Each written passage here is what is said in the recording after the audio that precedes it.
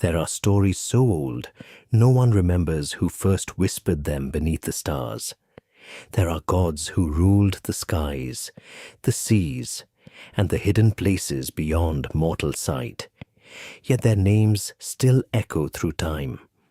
And there are myths that reveal a curious truth the deeper we wander into them. The more beautifully mysterious the human imagination becomes.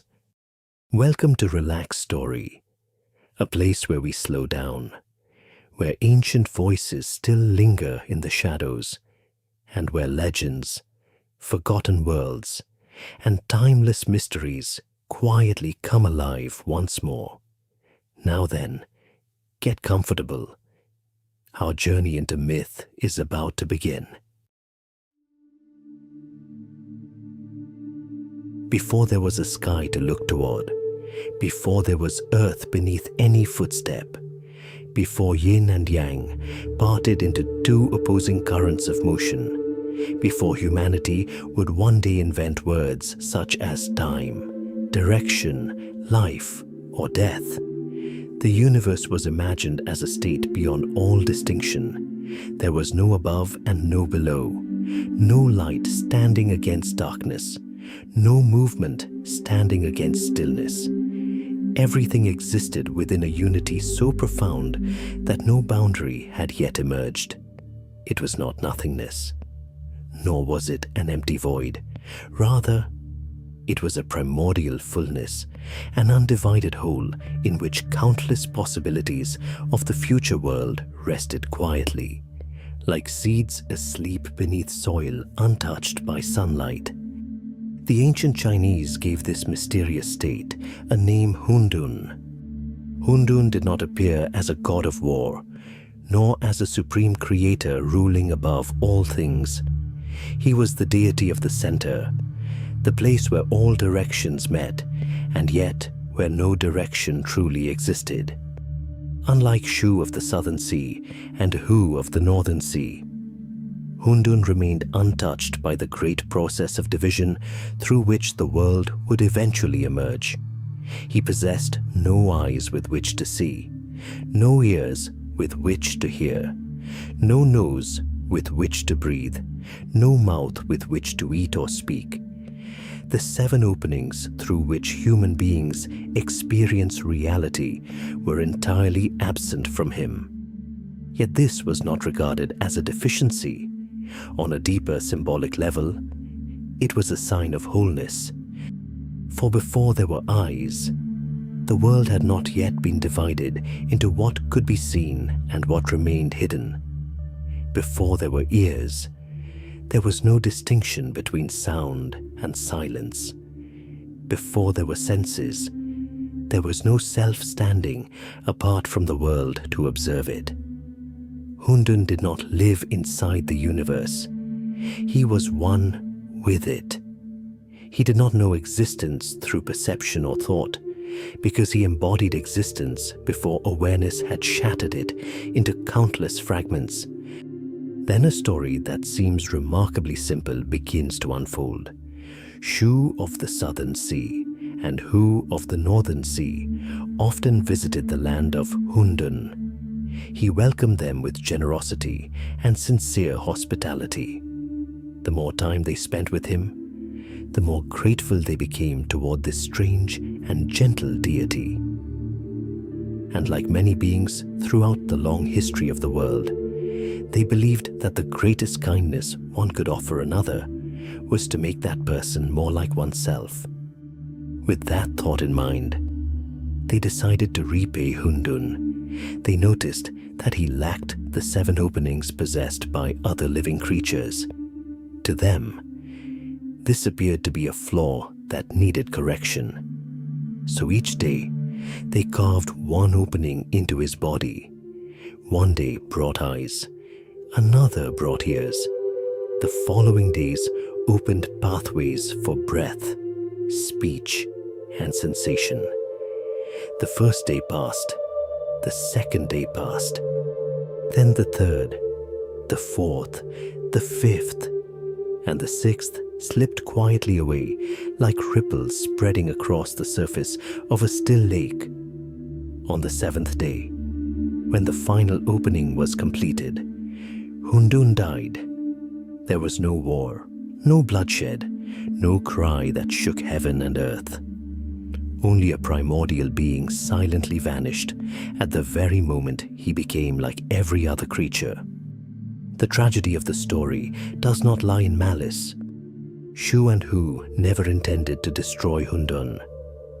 They acted out of kindness, yet that kindness became the cause of the first loss in the symbolic history of the cosmos. They wished to perfect him, while what they called perfection was in fact the destruction of his original wholeness.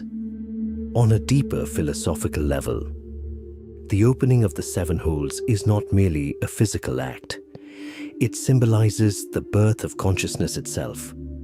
It marks the moment when the world begins to divide into inner and outer, when the self separates from the whole, when things acquire names, classifications, measurements, and boundaries.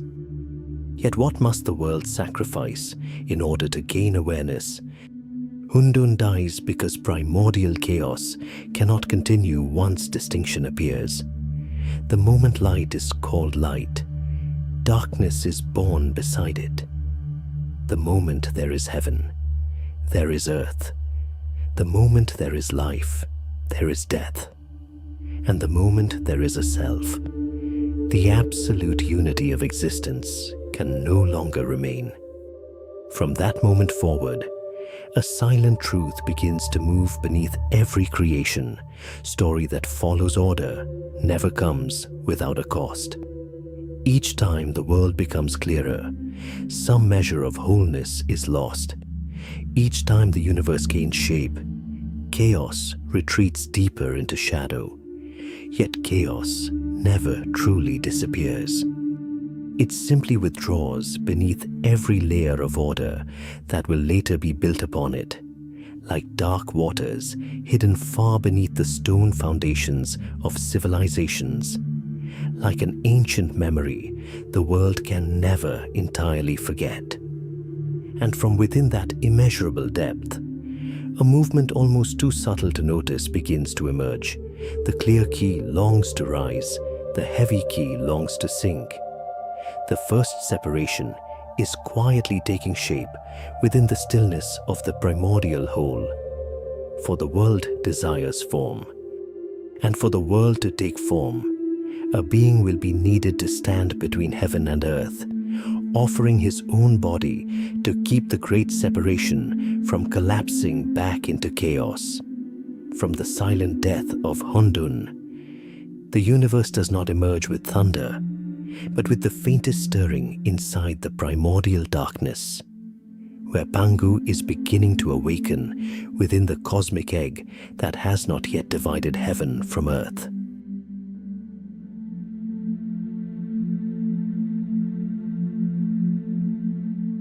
The echo of Hundun had not yet faded from the young universe. Chaos did not disappear.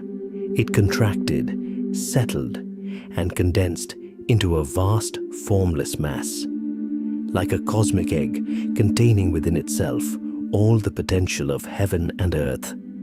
Inside that primordial shell, the clear key and the heavy key remained entwined like waters that had not yet found their course. Light and heavy remained indistinguishable. Bright and dark had not yet become opposites. Above and below had not yet been named. Everything existed within a stillness so profound that even time itself seemed asleep.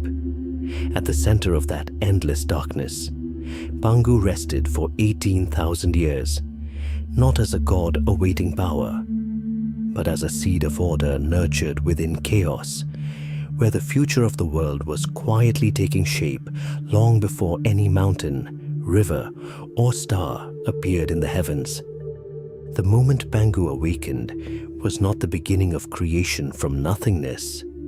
The world had never been entirely empty. Every possibility already existed, dissolved within an undifferentiated state.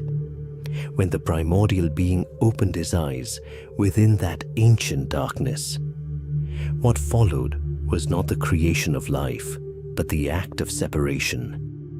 The swing of his axe rang out like the first echo of order. It was more than a blow against matter. It was the moment the universe separated itself from primordial unity. The clear key rose gracefully and expanded into the high vault of heaven. The heavy key settled downward and became the broad foundations of earth. For the first time, existence knew height and depth, light and darkness, heaven and earth, the sun, the moon, the stars, and the directions of the world slowly found their places within the newly opened expanse, as though the cosmos itself were gradually learning to recognize its own existence. Yet this first separation remained fragile. Heaven and earth, newly parted, always risked collapsing back together and dragging everything into the original state of confusion. Pangu stood between them as the first pillar of existence. Each day the heavens rose higher. Each day the earth grew thicker. Each day his body grew larger to preserve the distance between them.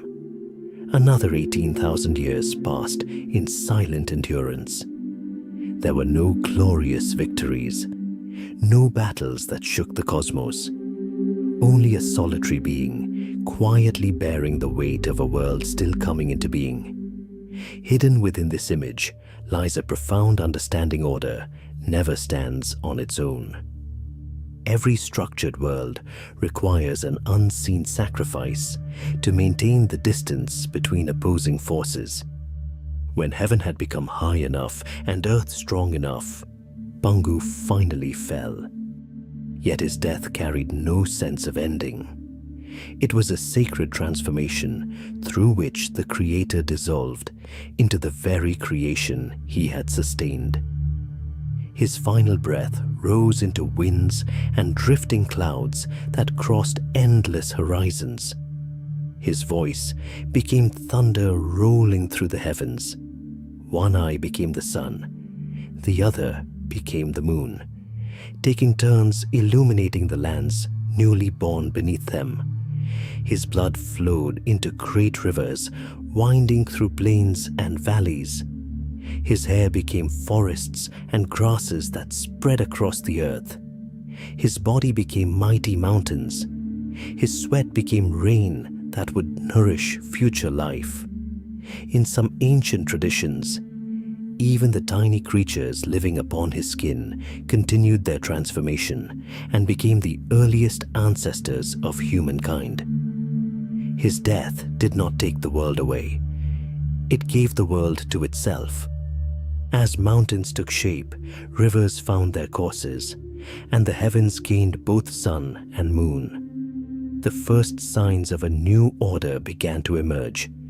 Dragons moved through clouds and waters as symbols of celestial power in constant motion. Phoenixes appeared as the breath of harmony and virtue, heralding those rare ages when heaven and earth existed in balance. Kunlun carried an air of quiet gentleness, embodying the moral ideal humanity would spend centuries seeking. Sacred turtles bound themselves to the four directions and the enduring stability of the cosmos, reminding all things that permanence requires a foundation. They did not emerge to rule the world. They appeared as signs that chaos was beginning to yield to structure, orientation, and principle. What makes Pangu such a powerful symbol is not his creative power, but the fact that he never ruled the world he helped bring into being. He never sat upon the throne of heaven and earth. He never issued laws to the countless forms of life. He never claimed any reward for himself. His entire body became the world itself. For that reason, the first tragedy of creation is not war, nor conflict among gods. It is the realization that the first order was built through sacrifice. Mountains, rivers, clouds, winds, and stars exist because one being accepted dissolution so they could come into existence. The world now possessed form. It possessed heaven, earth, the four seas, and the first silent laws governing existence. Yet within that vast, newly opened expanse remained a profound emptiness. No one had yet looked upon the sun and given a name to light. No one had yet heard thunder and carried its sound into memory. No voice echoed among the newborn mountains and rivers. And beside the banks of yellow clay, still damp with the moisture of the world's first dawn, another figure was quietly bending down.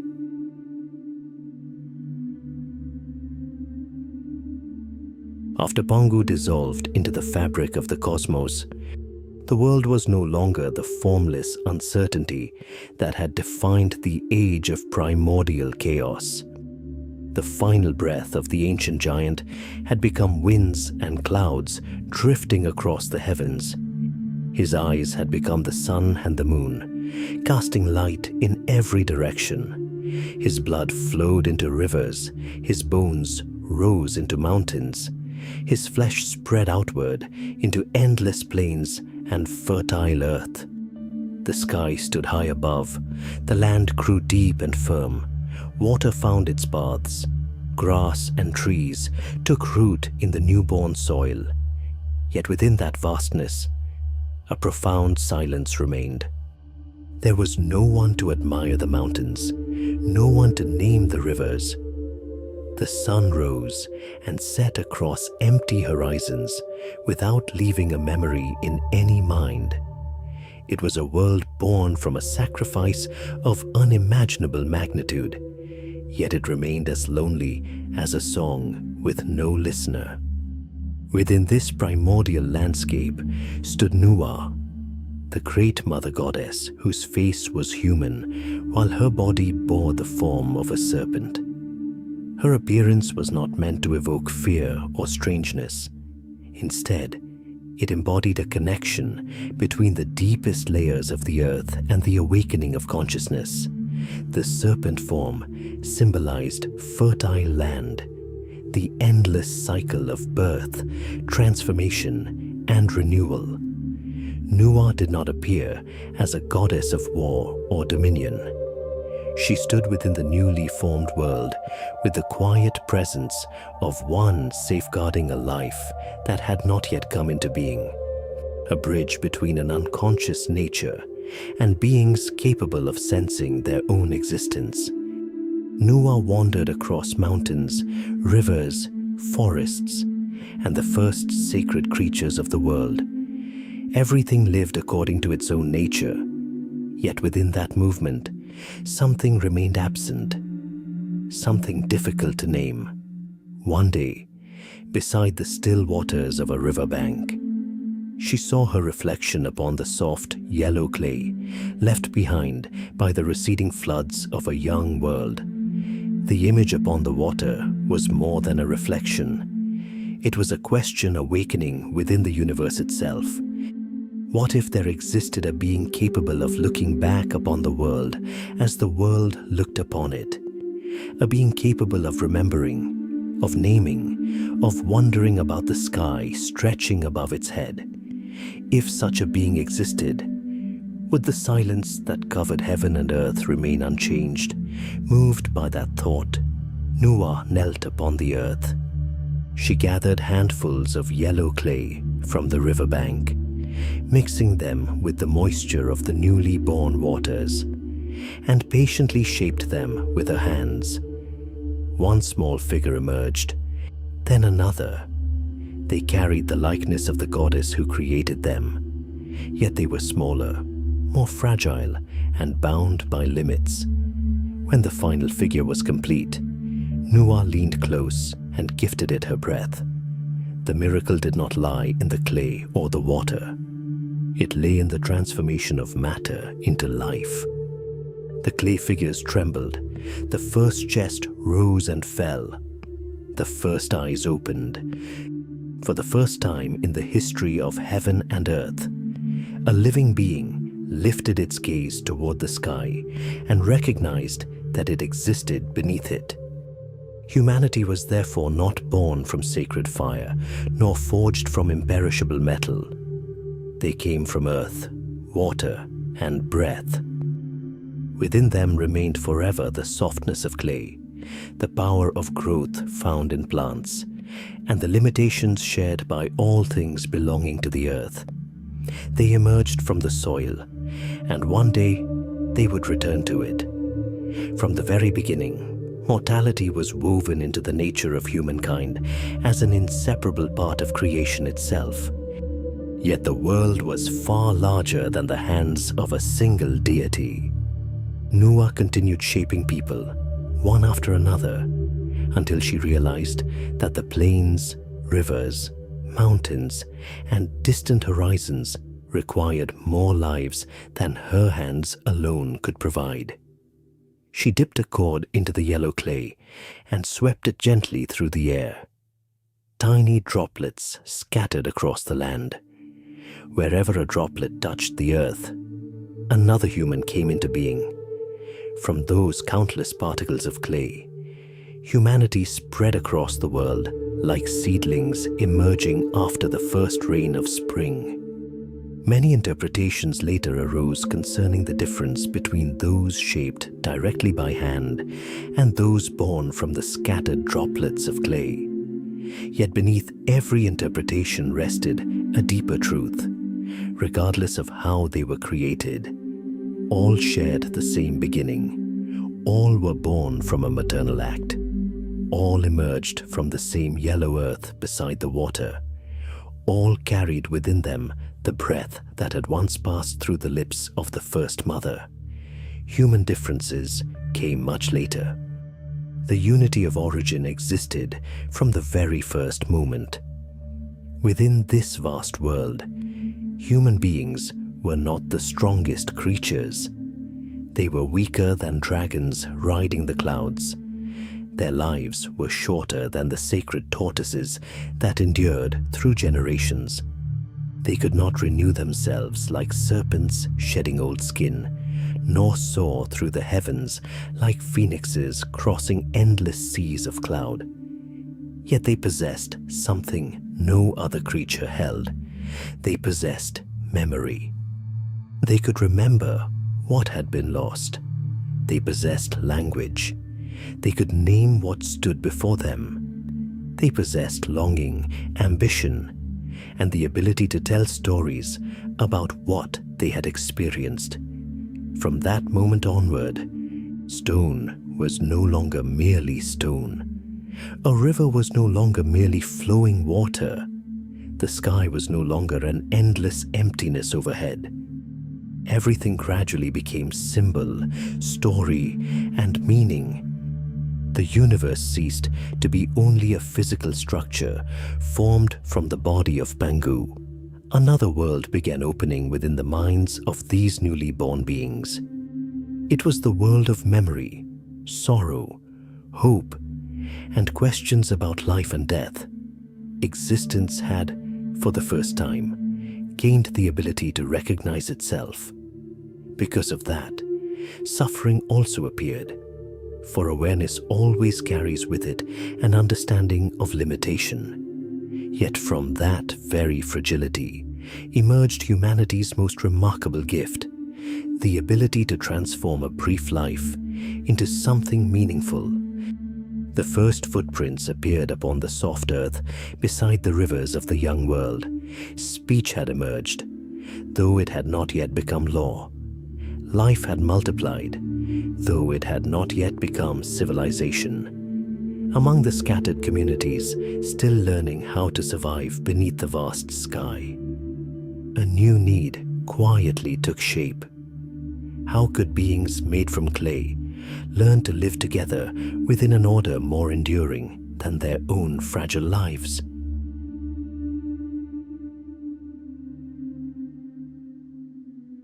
After the first human forms were shaped from the yellow clay of the earth, humanity existed beneath the heavens, yet that existence remained life in its most primitive state. across the ancient plains beside the Yellow River, where seasonal floods constantly altered the course of the waters. People gathered into small groups, only to disperse again like wild grass before the wind. They hunted whatever could be hunted, cast nets into muddy currents heavy with silt, and listened to thunder with the primal fear of creatures that still did not understand the laws governing the world around them. There was no family in the sense of a stable institution. There were no rituals binding people together. There were no communities strong enough to preserve memory across generations. Life had been given to the human world, but order still lingered somewhere behind the mist of chaos.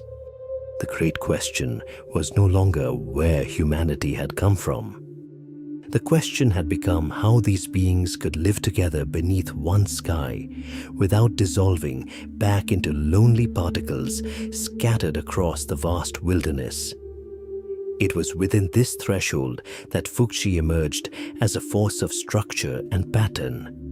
If Nüwa was the hand that brought life forth from clay, then Fuxi was the first intelligence that taught life how to organize itself. In the oldest images, the two deities are often depicted with serpent bodies entwined together, their tails twisting into a complete circle between heaven and earth. This was not merely an image of union. It symbolized two complementary principles moving together within the heart of the cosmos' creation and organization. Intuition and order, instinct and ritual, yin and yang. One force grants existence, the other grants endurance. For life alone has never been the same as civilization. Civilization begins when one perceives the pattern hidden behind events that appear random. Amid the vast waters of the ancient Yellow River, a strange omen appeared. From the rolling currents emerged a creature with the head of a dragon and the body of a horse. Scales ran along its back as it slowly stepped from the river, as though neither water nor earth possessed the strength to hinder its movement. The dragon horse was no ordinary beast.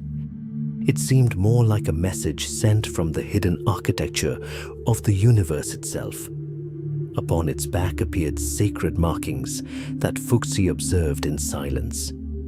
The significance of that moment extended far beyond an encounter between a deity and a mythical creature. It marked the first time the way of heaven revealed that the world was not merely an endless sequence of storms, floods, darkness, and uncertainty.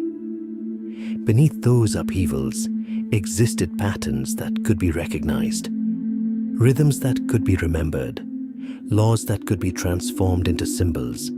From the signs upon the dragon horse's back, Fuxi began studying the heavens, the earth, thunder, wind, water, fire, mountains, and still lakes.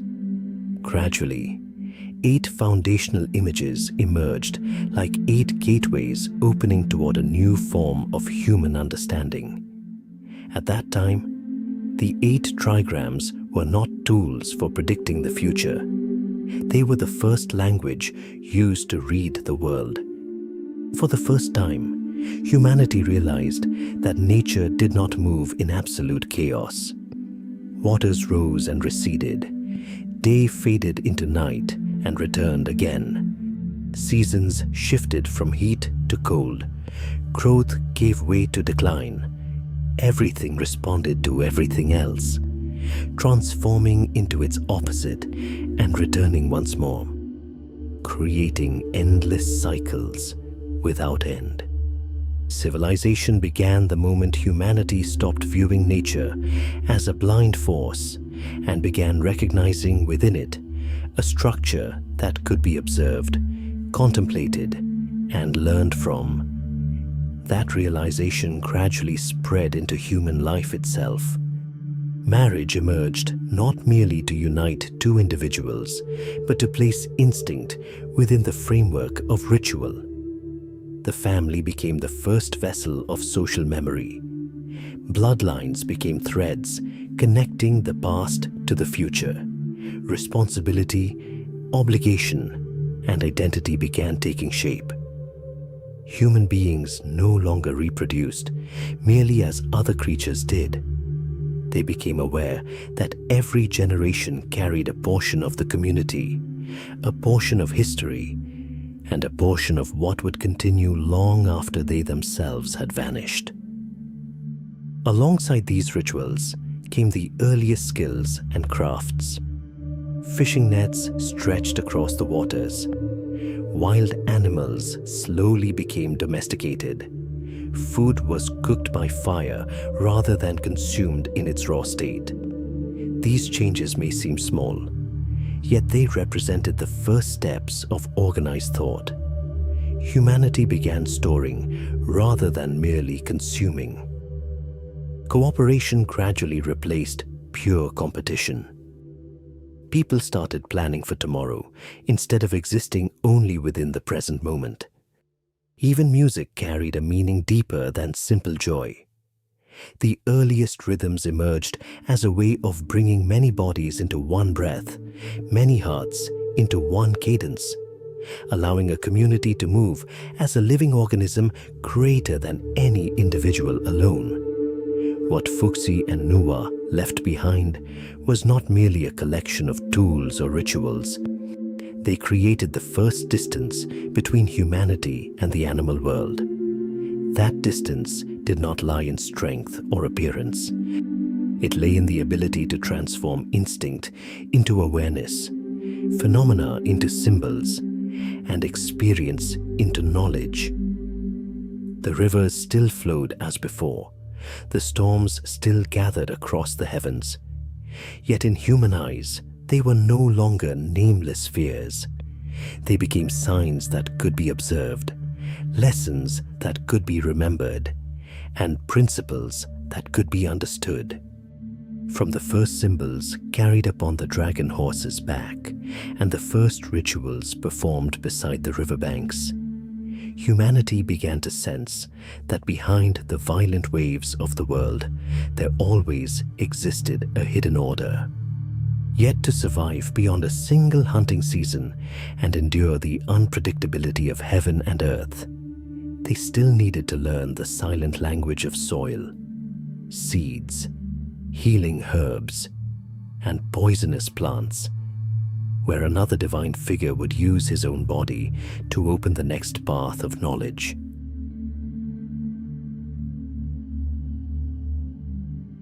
By this time, humanity no longer wandered entirely through forests and grasslands as it had in the earliest age. Small communities had begun to take shape along river branches. Simple shelters appeared on raised ground beyond the reach of floods. Nets stretched across quiet waters. Collective hunts carried entire tribes through the harshness of winter. Yet beneath this fragile stability remained an almost complete dependence upon the will of nature. Across the young floodplains of the Yellow River, rising waters could bring life and sweep it away again within a matter of days. Marshlands covered in wild grasses stretched beneath primordial mists, while at the foot of distant mountains, cold winds from the north still carried winters powerful enough to drain the food reserves of entire communities. As populations slowly grew and game became scarcer, humanity arrived at a profound realization. If they wished to endure, they could not spend eternity following the tracks of prey. They would have to learn how to make the earth itself sustain them. At that turning point appeared Shennong, the divine figure who embodied both the land and labor itself. He was imagined with the head of an ox or great horns, a powerful human body seemingly molded from river mud, and a transparent belly that shone like polished jade. This image was more than an ancient deity's strange appearance. The ox head symbolized strength, plowed furrows, and cultivated fields. The transparent stomach represented knowledge illuminated through the body itself. Every plant that entered his body revealed its effects upon his organs, turning Shennong into the first living laboratory of medicine. He carried no sword to conquer the world. Instead, he carried his own suffering, transforming pain into a path of survival for countless generations. Across lands still heavy with the scent of fresh mud, Shennong observed the rhythms of rising and falling waters. He studied the moisture left in the soil after rainstorms, watched clouds shift with the seasons, and listened to the breath of the wind moving across the plains. From observations that seemed simple, humanity learned to sow drought-resistant millet in the northern lands, cultivate rice in wetter regions, and domesticate beans and wild vegetables that had once grown untended in nature. The earliest tools were nothing more than crude stone hoes, sharpened animal bones, and sturdy branches used to break the earth. Yet from these humble beginnings, a profound transformation began. The land was no longer merely a place to stand. It became sustenance. It became wealth. It became the center of community life. In ancient understanding, cultivation was never merely a technique for survival. It was a silent covenant between humanity and the forces of heaven and earth. When the seasons moved in harmony, life flourished.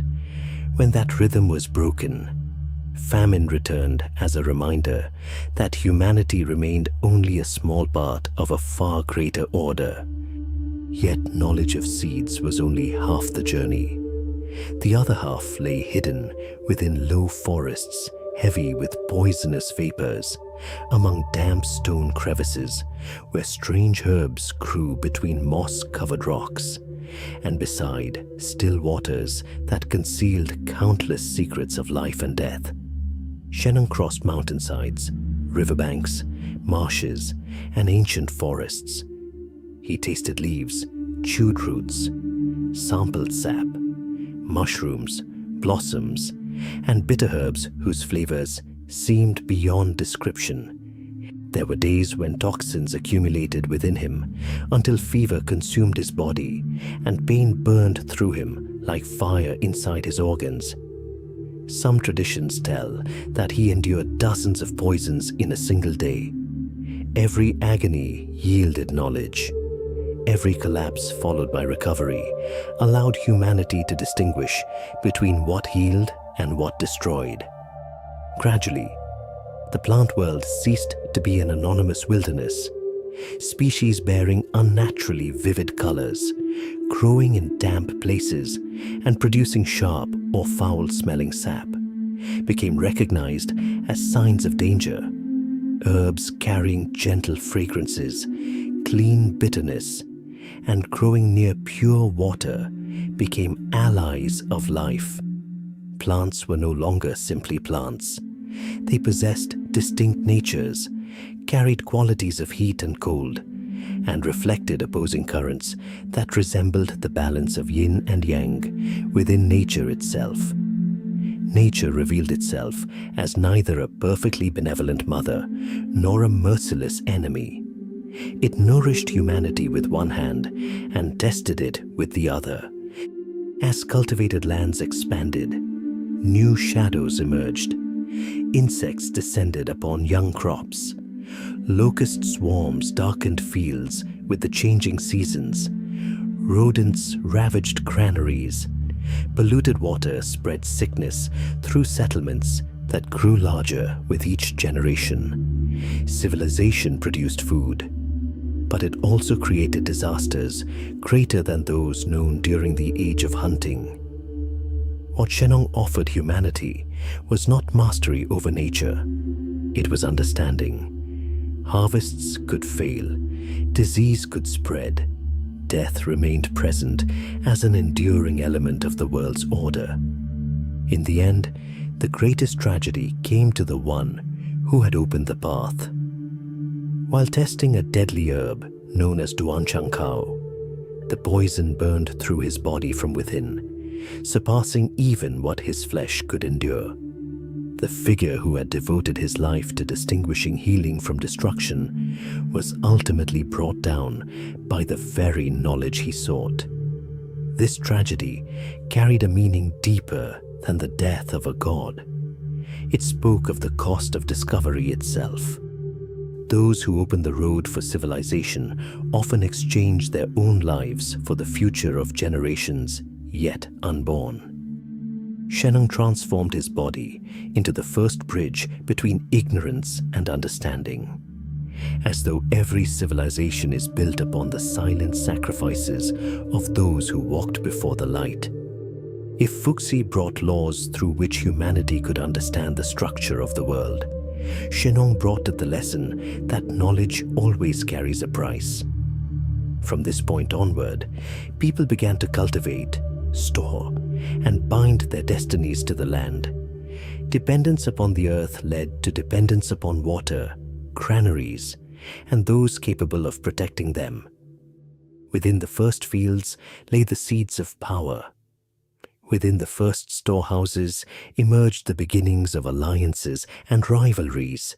Smoke from cooking fires settled more steadily across the plains. Harvests kept tribes rooted longer beside the same rivers. Yet at that very moment, land began to transform into power.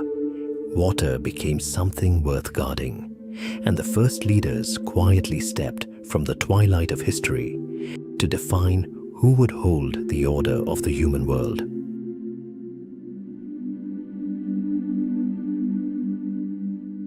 The fields along the Yellow River were no longer wild stretches of land where humanity wandered among predators and merciless winters. Seeds were planted and returned as millet. Granaries grew fuller after every harvest. Houses gathered into villages, and communities sank deeper roots into the fertile soil they cultivated. Life became more stable, yet within that stability a new force quietly emerged, something that had scarcely existed in earlier ages. It was ownership. A hunting ground could be abandoned, but a cultivated field became something worth defending. A river that sustained hundreds became something worth protecting. Land, irrigation, and harvests were no longer simply gifts from heaven and earth. They had become the foundation of prosperity for entire communities. As food increased, populations expanded. As populations expanded, influence and power began to take shape. Warfare slowly changed its nature. It was no longer merely a struggle to survive another winter. It became a contest over who could represent order within the human world. From this age emerged the figure of the Flame Emperor, carrying the legacy of Shennong, while extending far beyond the role of a deity who taught humanity about plants. Beneath the glow of sacred fire, he became the symbol of communities sustained by farmland, livestock, medicinal herbs, and seasonal harvests. His image, bearing the head of an ox and the body of a man, reflected the profound connection between humanity and the labor of cultivation. The fire associated with him burned not only within household hearths, it blazed across newly cleared lands, drove wild beasts from the edges of settlements, illuminated long nights beside the rivers, and marked the moment when humanity began creating spaces under its own control. In that light, the primordial darkness that once covered the world seemed to retreat a little farther. Yet a new question arose. Who would guide these growing communities as they became larger and more powerful? The answer gradually took the form of the Yellow Emperor, Xuanyuan. If Pangu had opened heaven and earth, and Nüwa had fashioned humanity, Then the Yellow Emperor appeared to organize the world that humanity inhabited. He did not create the cosmos, nor did he bring forth new life. What secured his place in memory was his ability to transform scattered communities into a network of alliances guided by laws, direction, and a common center. Under his influence, dwellings became stronger, carts and boats expanded the reach of travel, bows protected borders, principles of governance emerged like invisible threads, binding many tribes into something larger than themselves. At this point, Chinese mythology quietly shifted its focus. The central question was no longer how the world had been created. It became how the human world should be governed. The creators of heaven and earth slowly receded into the distant horizon, making room for leaders capable of organizing, coordinating, and shaping collective destiny. Around the Yellow Emperor stood figures who embodied the advances of civilization itself. When Chang'e created the first written symbols to record the world, human memory began to escape the fragility of speech. What once existed only within recollection could now leave a mark upon physical reality, resisting the erasure of a time. When Lezhu discovered sericulture and silk weaving, delicate threads became more than cloth. They became connections between communities through trade and craftsmanship. Alongside these developments came astronomy, calendars, and navigation. Those who understood the stars could anticipate planting seasons. Those who understood the rhythms of time could organize the labor of thousands. Those who could find direction could extend influence beyond the limits of a single village. The realm governed by humanity expanded, and with it grew the burden of maintaining harmony. Within the collective memory of generations, the Flame Emperor and the Yellow Emperor came to represent more than two separate rulers. They became two poles of a greater process of unification. Alliances that once competed for influence over land, water, and leadership were eventually joined within the symbolic figure of Yan Huang, the common ancestor of Huaxia civilization. The significance of this image lies not in confirming an exact historical event, but in expressing a deeper truth. Civilization cannot be built through tools and harvests alone. A civilization truly emerges only when different communities agree to share a common memory, a common origin, and a common order. Power was no longer understood merely as the ability to impose one's will upon others. It became the ability to gather differences beneath a shared sky. Even so, the world did not yet belong entirely to humanity. Dragons, firebirds, tigers, bears, and divine serpents remained present within tribal totems as echoes of an age when the boundaries between gods, animals, and humans still flowed into one another. Among them, the dragon gradually rose above the rest. It was not a creature of destruction, but an embodiment of rain, thunder, water, and celestial forces, the unseen powers that governed harvests and life itself. Around it, other totems continued to reflect humanity's ancient awe before nature. Early political authority therefore retained the character of sacred power, celestial signs, and the belief that a leader must possess some connection to forces beyond ordinary existence. A new question was taking shape within the depths of collective consciousness. If earlier ages had sought to understand humanity's place within the vast universe, the age of the Yellow Emperor and the Flame Emperor sought to determine who had the right to guide humanity itself. Warfare was no longer simply a contest over food or territory. It became a test of who could preserve order, protect the community, and stand at the center of the human world. The first seeds of the mandate of heaven quietly emerged here. Authority was not defined by possession, but by the ability to maintain harmony between humanity, the land, and the heavens above. A ruler possessed legitimacy only when his existence brought greater stability rather than greater chaos. Human order seemed at last to be finding its center as tribal alliances gathered around shared symbols of power and civilization. Yet beyond the boundaries of those carefully organized fields, beyond mountain ranges veiled in grey mist and the distant echo of war drums, another force was growing in silence. It was not the strength of those who build order. It was the strength born from challenge itself.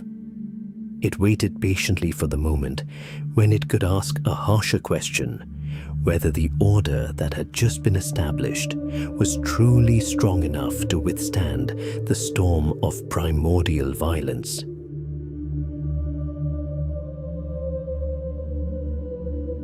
As the fields along the Yellow River began to preserve the footprints of one harvest after another, as the first granaries rose beside waterways that shifted their course with each season of flood, the world of humankind quietly changed.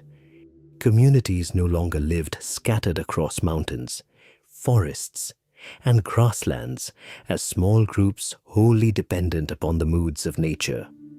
Land could now be defended, water could be managed, harvests could be stored against the uncertainties of time. Yet alongside that growing stability, something else was also taking root in the shadows of early civilization ambition. As populations expanded, fertile land became limited, while river bends and floodplains gradually transformed into centers of influence and power. Tribal alliances that had once existed simply to ensure survival now began to collide over control. Upon the plains of Zhuoluo, beneath a sky heavy with the scent of cooking fires mingled with hot metal, over soil stained red by wet earth and flood-borne mud, war first took on the shape of history. No longer were these the pursuits and skirmishes of scattered hunting bands. This was a struggle for the center of the world, for leadership over emerging communities, and deeper still, for the right to define order itself within a world still being born. In that age appeared Chiyou, a figure who seemed at once human and something far older than humanity. He was imagined with the head of an ox, a bronze brow, 4 eyes that pierced through mist, 6 arms bearing many weapons, and a body sheathed in black iron as though forged from the depths of the earth itself. Chiyou was not a ruler who built laws or established rituals. He resembled a storm given human form, the roar of the wilderness lingering within an age when civilization was struggling to draw its first boundaries. Under his command marched 81 warrior clans, fighters known as the Bronze-Headed and Iron-Browed. They wore rough metal armor, carried bronze axes and spears, and hid their faces behind beast masks that blurred the line between human warriors and predatory creatures. Within this image survives a very ancient memory of metallurgy's birth. Metal had ceased to be merely a material for daily life. It had become an instrument of war. Technology stepped onto the battlefield before ethics and ritual had fully matured enough to govern it. Humanity learned how to create power faster than it learned how to wield that power wisely. Among Chiyou's forces marched stranger allies still, half human and half beast. They moved alongside disciplined ranks of iron warriors capable of enduring pain and carrying heavy weapons with terrifying efficiency. In distant southern lands, Battle-trained tigers were said to accompany armies. Great horned beasts pulled war carts through marshlands. Birds of prey soared above the fog to carry signals across the battlefield. War was no longer a place where humans confronted other humans alone. It became an ecosystem of chaos where people, animals, and metal were drawn into the same machinery. Nature no longer stood outside the struggle for power. Forests, mountains, beasts, skies, and rivers were all swept into the widening vortex of human ambition. Zhuoluo emerged as a vast plain of red earth and mud. Mist hung so thick that distance itself seemed distorted. Drums made from animal hide echoed through the damp air, sounding near and far at once, leaving no one certain where the rhythm truly began. This was no clash between tribes fighting over hunting grounds. It was a collision between two visions of the world. On one side stood the Yellow Emperor, representing alliance, organization, law, and the growing center of authority. His armies possessed formations, chariots, panners, astronomical observation, and knowledge of direction. On the other stood Chiyou, the embodiment of absolute warfare, of primal strength unwilling to submit to any pattern. In a deeper symbolic sense, Chiyou represented the wildness every civilization strives to overcome, yet can never completely erase. Then Chiyou's mist descended. A dark red fog spread across all of Zhuoluo, swallowing the horizon and erasing every landmark. Sound twisted upon itself. Drums echoed from every direction. The clash of metal seemed to rise from beneath the earth. Soldiers could no longer distinguish friend from enemy. The formations of the Yellow Emperor dissolved within a maze of mud, blood, cries, and blurred shadows. In that moment, war did more than destroy lives. It shattered perception itself. Order was dragged backward toward uncertainty. Chaos, seemingly left behind in the age of creation, returned to the battlefield. Hundun had never truly vanished. It had merely slept beneath the structures civilization erected around itself, waiting for a moment powerful enough to awaken it. To resist this chaos, the Yellow Emperor did not seek a greater form of wild power. He sought direction. Through the mist appeared the south-pointing chariot, carrying a figure that always faced south, no matter how the wheels turned. It was far more than an invention. It was a symbol of knowledge, of the ability to maintain orientation when the world itself became confused. If Chiyou represented the primordial darkness of uncertainty, the south-pointing chariot embodied humanity's faith that a point of guidance could still be preserved amid the whirlpool of disorder. Civilization does not triumph by eliminating chaos entirely. It triumphs by finding a path through it. As the battle approached its decisive hour, Yinglong appeared in the heavens. The winged dragon god spread across storm clouds, commanding mighty winds, celestial waters, and torrents of rain. The winds scattered the mist. The rain transformed the ground into deep mud, slowing Chiyou's advance. Spaces once hidden gradually opened. The signs of heaven began to lean toward the emerging order. The meaning of that moment lies not merely in divine intervention. It reveals a deeper realization. Victory does not belong solely to the strongest. It belongs to those capable of organizing people, mastering technique, and aligning their actions with forces greater than themselves. The battle continued amid endless clashes of metal. Human bodies and fallen beasts sank into crimson mud. rain mixed with blood and earth until the entire plain darkened beneath a single shadowed color. When the final remnants of mist disappeared, Chiyou's formations were divided. The Yellow Emperor launched a full counterattack that surged forward like a flood. Chiyou was defeated. Some traditions say his head was severed from his body. Others tell that his blood became red winds and that his spirit continued wandering through mountain fog long after the battle ended. Yet whatever ending one chooses, Chiyou never appears as a simple monster. He is the primal force civilization must overcome in order to survive. And yet, it is also from what he represents, warfare, metallurgy, and military innovation, that civilization grows stronger, more organized, and more dangerous. What is defeated upon the battlefield never disappears entirely. It becomes absorbed into the very body of the victor.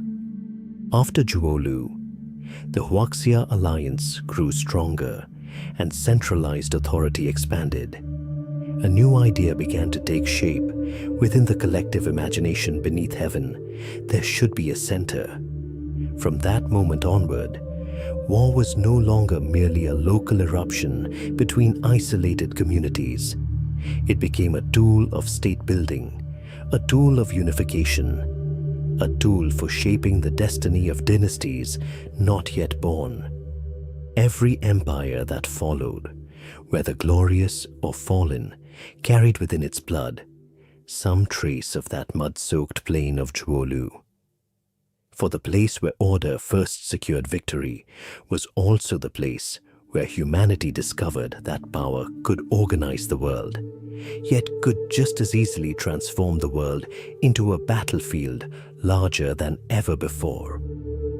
Order began to rise from the ruins of war, but few truly believed that chaos had died. Far away, where ancient rivers flowed toward distant horizons, a water god still held an unspent fury within his heart. That anger was not directed toward an army or a city. It was gathering like a cosmic tide within the depths of existence itself, waiting for the day it would shake the very foundations of heaven and earth.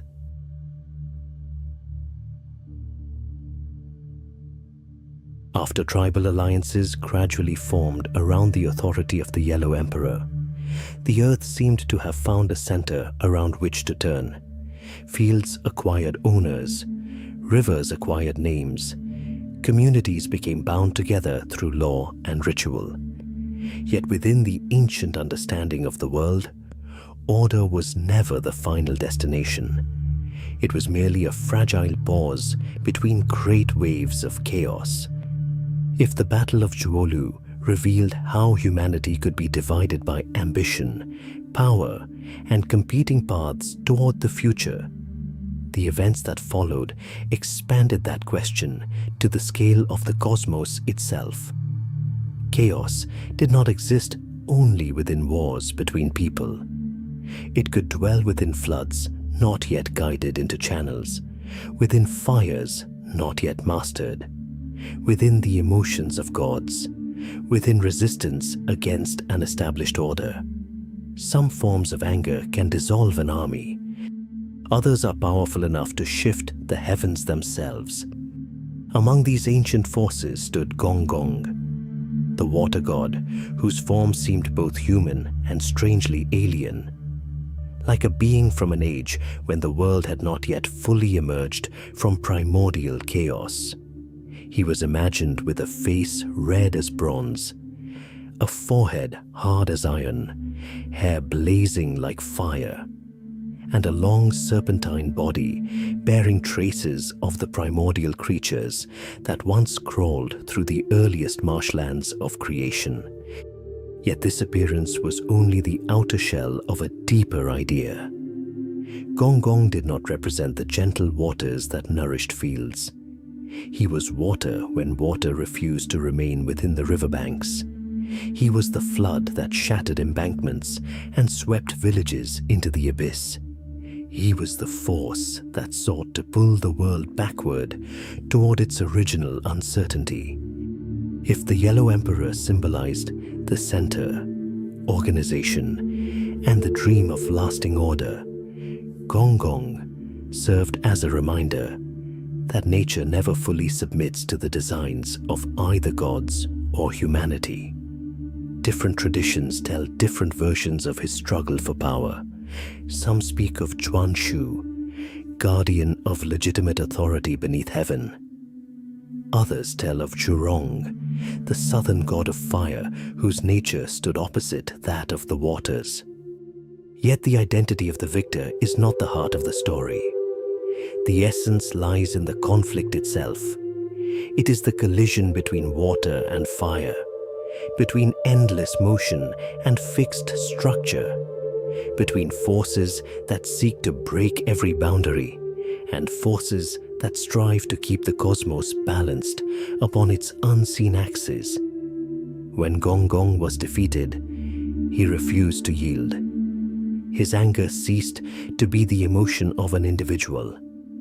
It became a force capable of threatening the foundations of the world. In the distant northwest stood Mount Buzhou, a mountain that was far more than stone.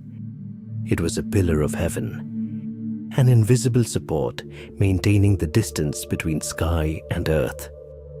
A surviving memory of the age when the colossal body of Pangu prevented creation from collapsing back into itself. Mount Buzhou reminded people that the universe was not a perfect machine operating effortlessly since the beginning of time. It endured through delicate balances, through supports that, if broken, could wound the whole structure of existence. Consumed by fury after his defeat, Gong hurled himself against Mount Buzhou.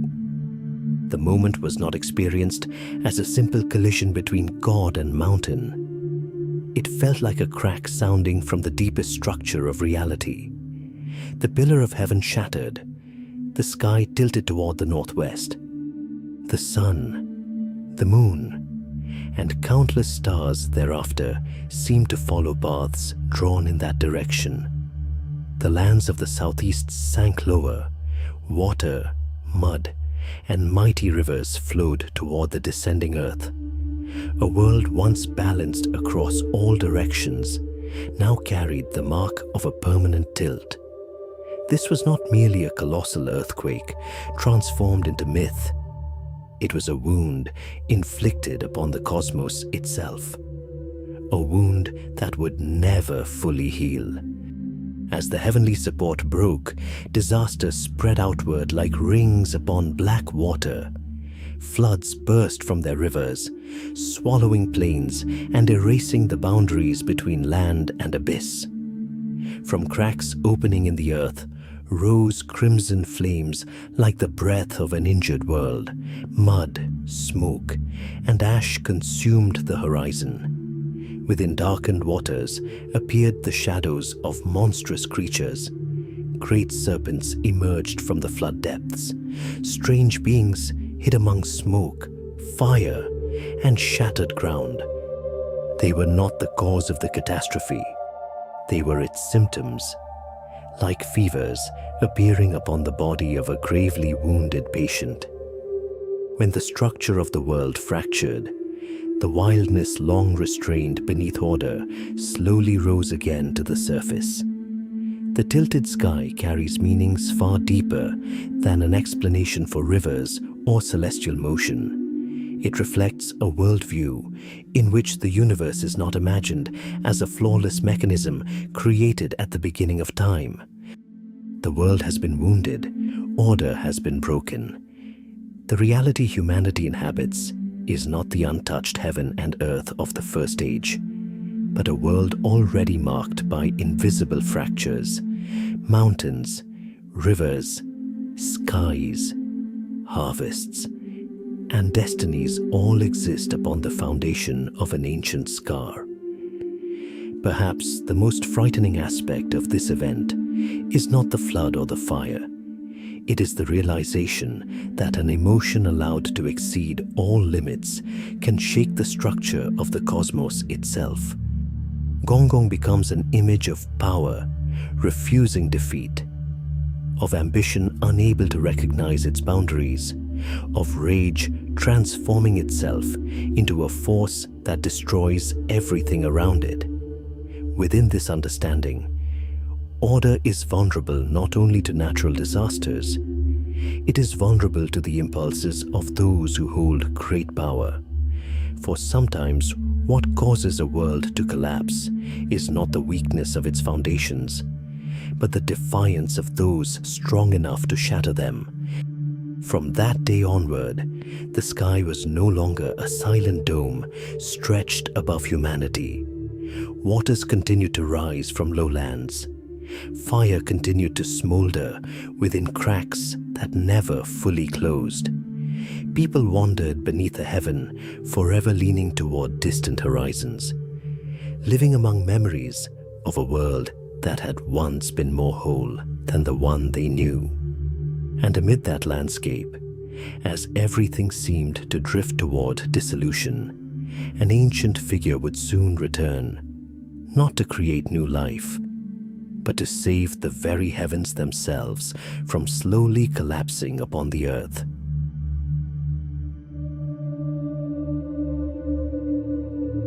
After the catastrophic collision that shattered Mount Buzhou, heaven and earth could no longer maintain the balance that had supported all things since the dawn of creation. The four pillars of the world trembled and collapsed, and the sky itself tilted like a vast dome bent out of its rightful place.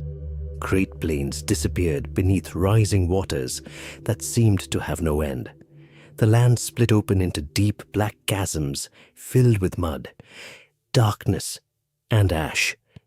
Above, the heavens revealed crimson cracks spreading across their surface like a colossal piece of fired pottery struck and broken apart.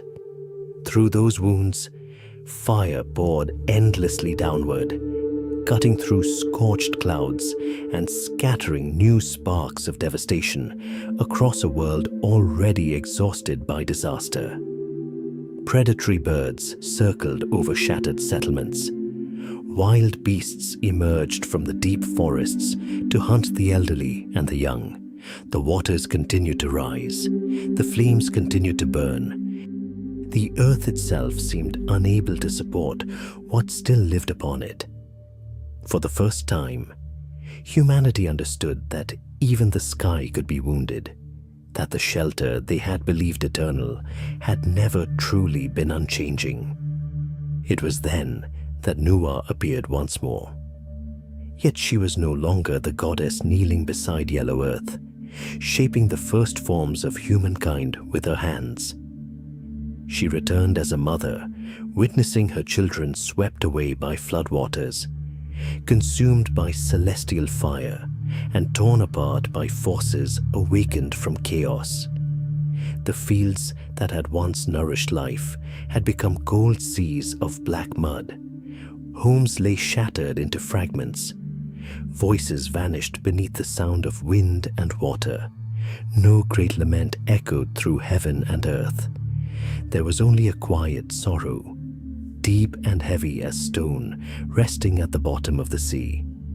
For what was breaking apart was not merely mountains, rivers, or harvests. It was the very world she had once opened so that humanity might exist within it.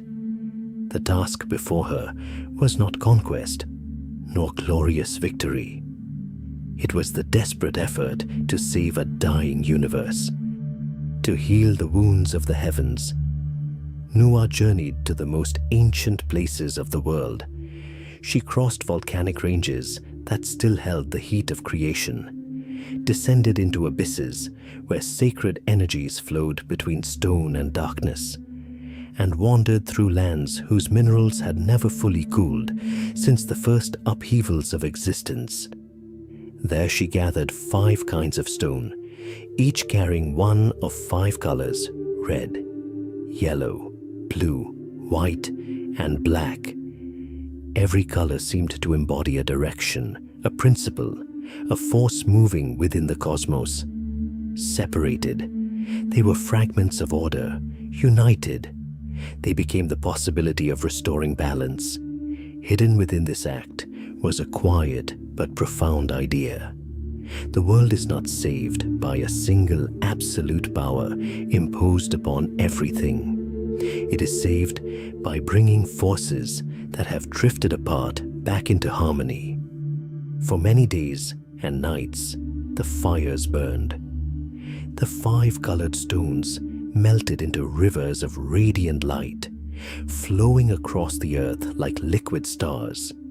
Their glow reflected upon the floodwaters that covered the plains, staining the muddy waves with flickering shades of gold and crimson. Ash drifted through torn layers of cloud.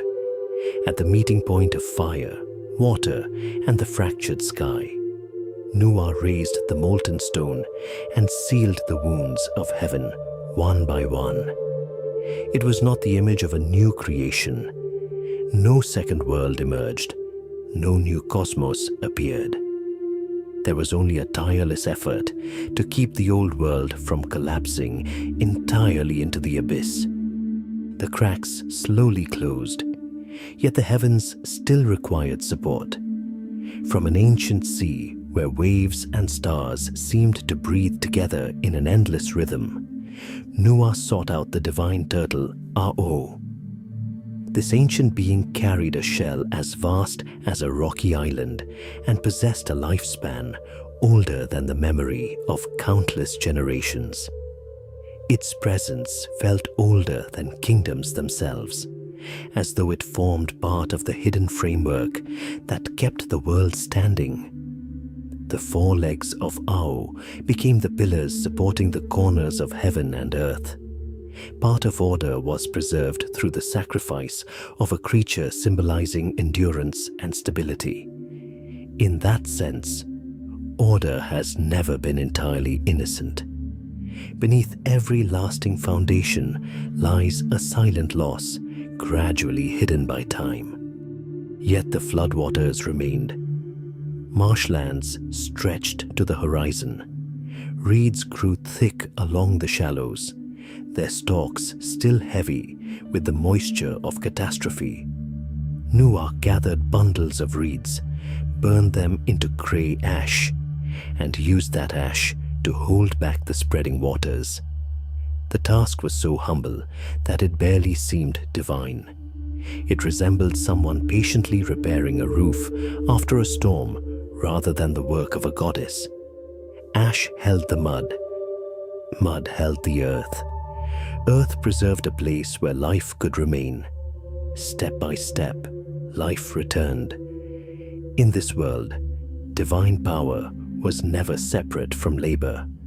Salvation came not only through miracles, but through slow work carried out through countless sleepless nights. In the deepest waters, one darkness still refused to retreat. A black dragon ruled within the floods, carrying storms, disease, and the terror inspired by uncontrollable waters. It was more than a creature. It was the remaining shape of chaos after the disaster. When Nüwa slew the black dragon, calamity was pushed away from the heart of the human world. Yet chaos did not disappear. It merely withdrew, like a tide receding from the shore while waiting for another cycle of time. At last, the waters began to fall. The sky was supported once more. Humanity could rebuild its homes and continue living. Yet the world did not return to what it had been before. The heavens still carried the memory of their repaired wounds. The earth retained a tilt that could never be erased. Rivers continued to flow along paths shaped by ancient scars. The sun, the moon, and the stars followed their courses beneath a sky that had once been shattered. What survived was not perfection. What survived was the ability to endure. That is where the deepest meaning of this story resides. Chaos was not destroyed. It was merely pushed behind the pillars holding up the sky, behind the glowing stones, behind the cold grey ashes of reeds, and behind sacrifices gradually forgotten by history. Order is not a gift bestowed once and preserved forever. It is more like a roof that must be repaired after every storm, a levee that must be strengthened after every flood, a world that must be cared for whenever new cracks begin to appear. The most precious thing is not a flawless universe. It is the ability to keep that universe standing despite the countless scars it carries. As the floodwaters retreated from the fields and the heavens rested upon the legs of the great sea turtle, humanity looked upward once more, at a sky that had known ruin. The world was no longer the untouched realm of the First Age. Hidden imbalances remained within the structure of heaven and earth, like seeds waiting for future upheavals, far beyond the eastern seas, where the Fusang tree rose from the ocean and lifted each new dawn into the sky. 10 suns were growing beneath their own brilliance, slowly forgetting that every power, no matter how great, must have its limits.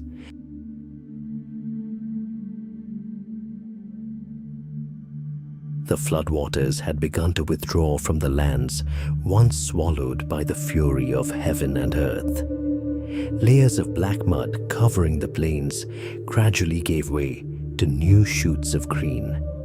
Humanity returned to the hillsides, raising homes and opening the first fields upon soil reborn after catastrophe.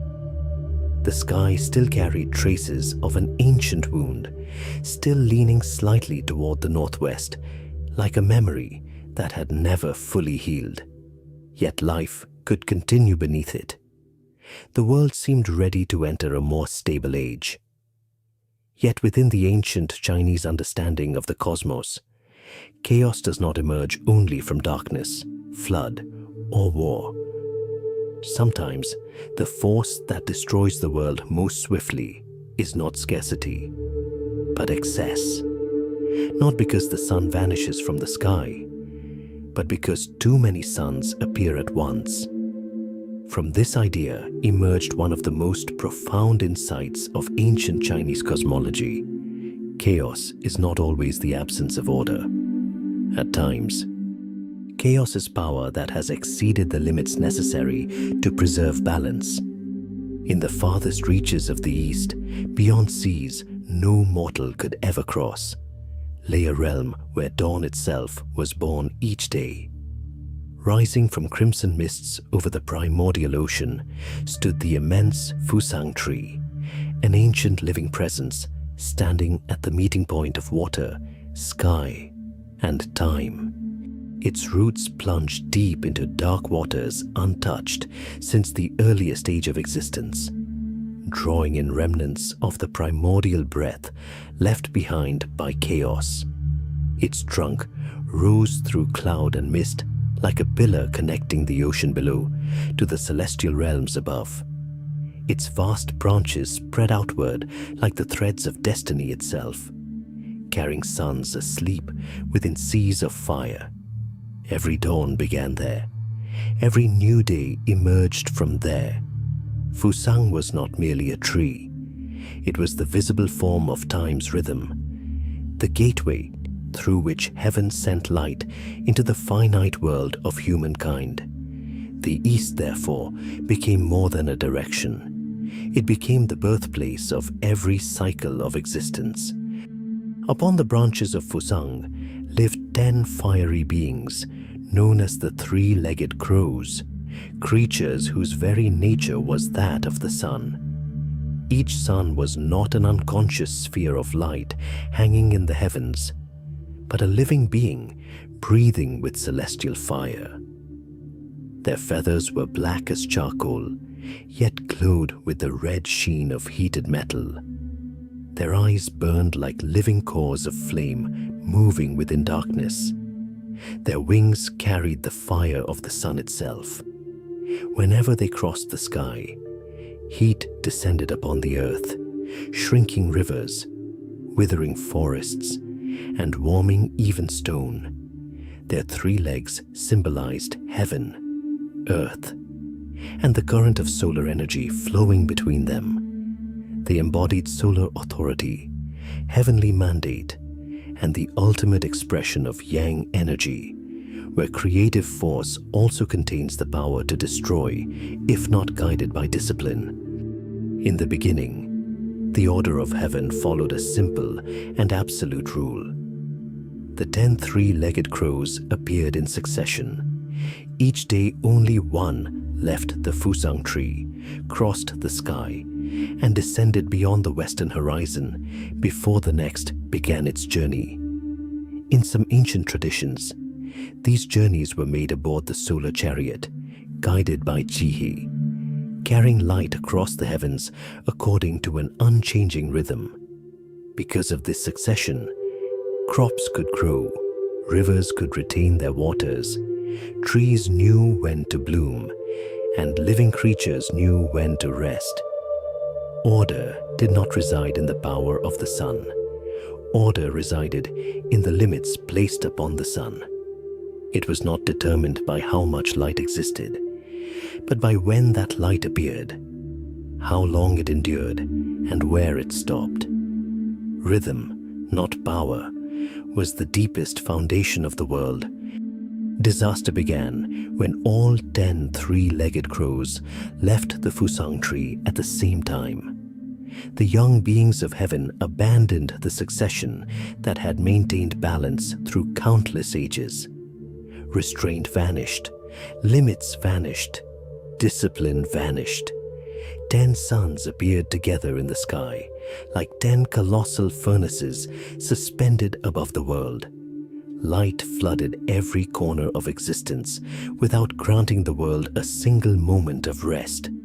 The sky glowed red day after day. The earth cracked open like a body suffering endless wounds. Lakes evaporated into burning vapor. Forests became fields of black ash stretching to the horizon. Crops died beneath the relentless heat. People wandered through scorched plains, searching for the last drops of water. The bodies of animals lay hardened beneath temperatures like those of a furnace. Light was no longer a gift from heaven. It became a fire slowly, patiently, and irresistibly consuming the world, as though time itself had caught flame. Across those dying lands, monsters began to emerge as the natural response of a world that had lost its balance. Dafeng spread its vast wings across the burning skies, and every beat unleashed searing storms. Jiuying rose from shrinking waters, its 9 heads producing 9 different cries, like the chaotic echoes of a collapsing ecosystem, while its breath carried poisonous heat that accelerated the death of life itself. In the remaining marshes, monstrous serpents emerged from stagnant waters, bringing disease, fear, and the sense of decay spreading throughout the human realm. These creatures were not merely monsters, they were imbalance given visible form. Behind this entire catastrophe lies a profound reflection on existence itself. Light is not automatically good. Darkness is not automatically evil. Once it exceeds the limits required for balance, even that which nourishes life can become the source of destruction. Ancient thought did not operate through absolute opposites of good and evil, but through the harmonization of forces in motion. The 10 suns were therefore more than a natural disaster. They symbolized power without restraint, energy beyond its proper limits, and a heaven that had lost discipline over its own forces. This is a myth about excess. Anything too powerful, too bright, or too intense eventually begins to destroy the very foundations that created it, pulling the world into a spiral of imbalance. Every extreme contains the seed of its own downfall, just as the greatest fire is often born from the richest source of fuel. Amid burning fields, rivers steaming beneath the heat of 10 suns, and the cries of monsters echoing from dying waters, a solitary figure appeared upon the horizon. He was not the god who created the world, nor was he a sage who brought knowledge to humankind. He was the greatest archer beneath heaven. To save life, he would have to raise his bow against the very sources of light, once revered by the celestial realm. Yet from the moment that intention first took shape, his destiny quietly began moving away from heaven and toward tragedies not yet revealed. His name was Hu Yi, and through him the world would learn a harsh lesson sometimes. To save order, one must dare to confront and break what was once considered most sacred.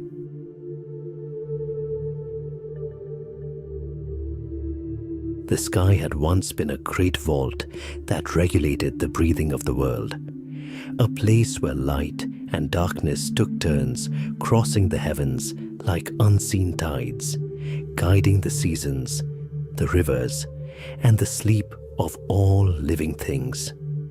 Yet there came an age when that balance shattered, when 10 suns rose together into the heavens.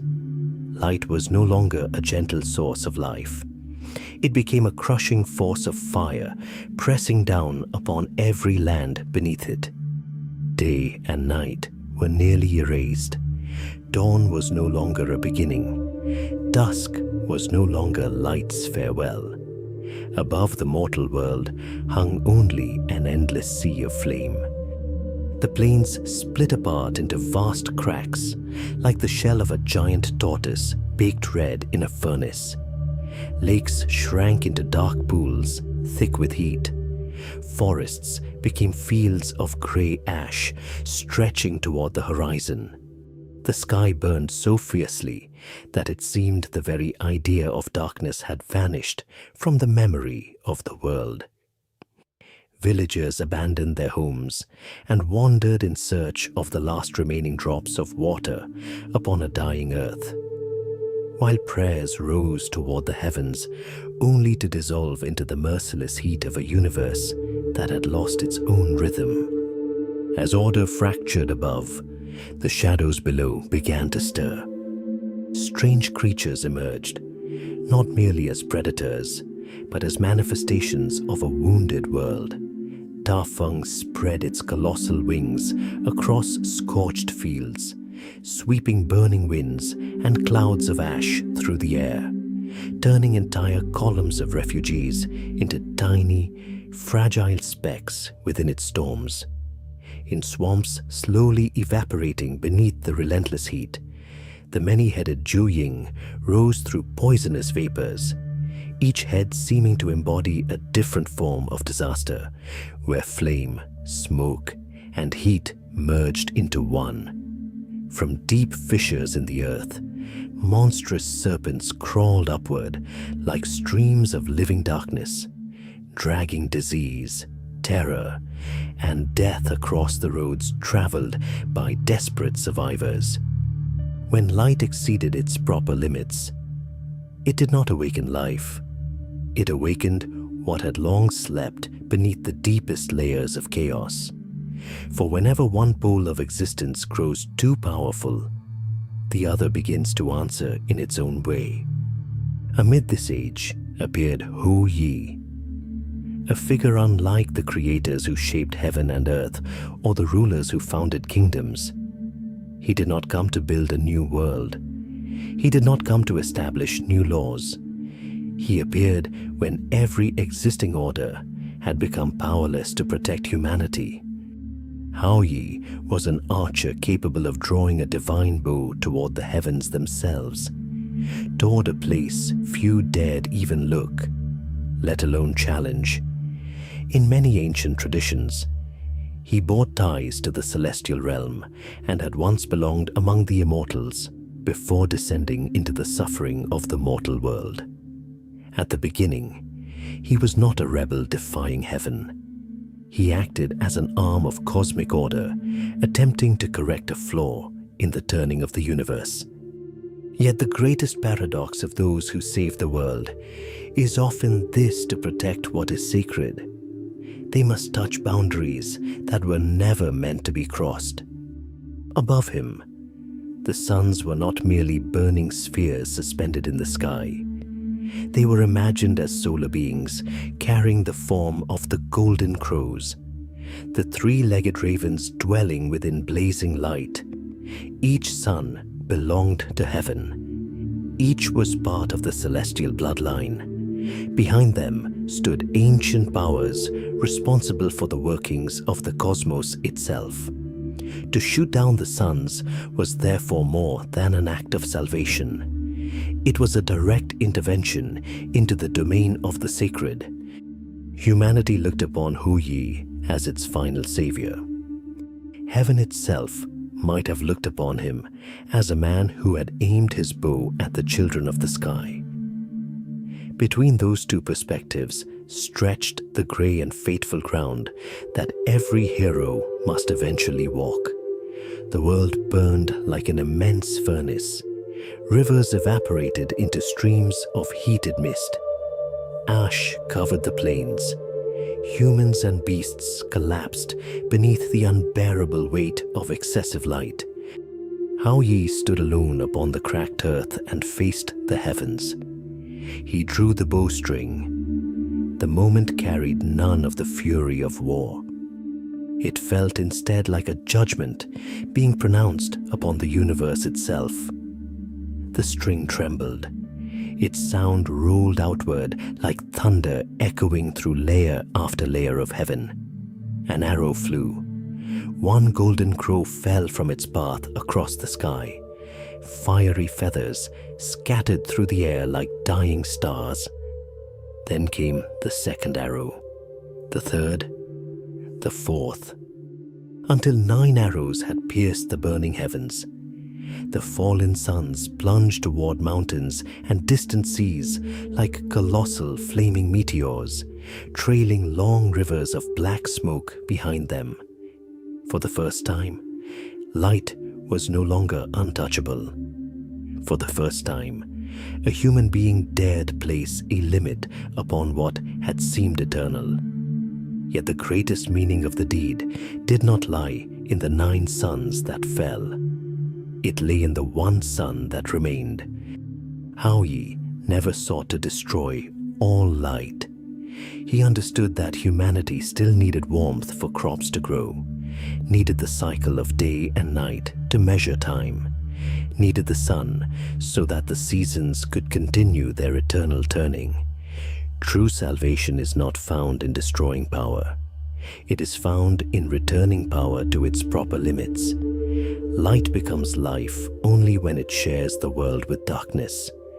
When it refuses that rhythm, light becomes a disaster, no different from endless night. This was not merely a lesson about the sun.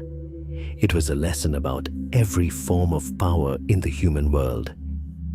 When the 9 suns vanished, clouds slowly returned. Water found its way back into the riverbeds. Green shoots emerged from beneath the ashes. Fields that had lain silent for years awakened once more beneath the familiar cycle of day and night. Humanity celebrated Hu Yi as the savior of the world. Yet beneath the songs of praise, a deeper silence was growing. He had saved the world by raising his bow toward heaven. He had done what was right through an act that crossed a boundary established by the celestial order itself.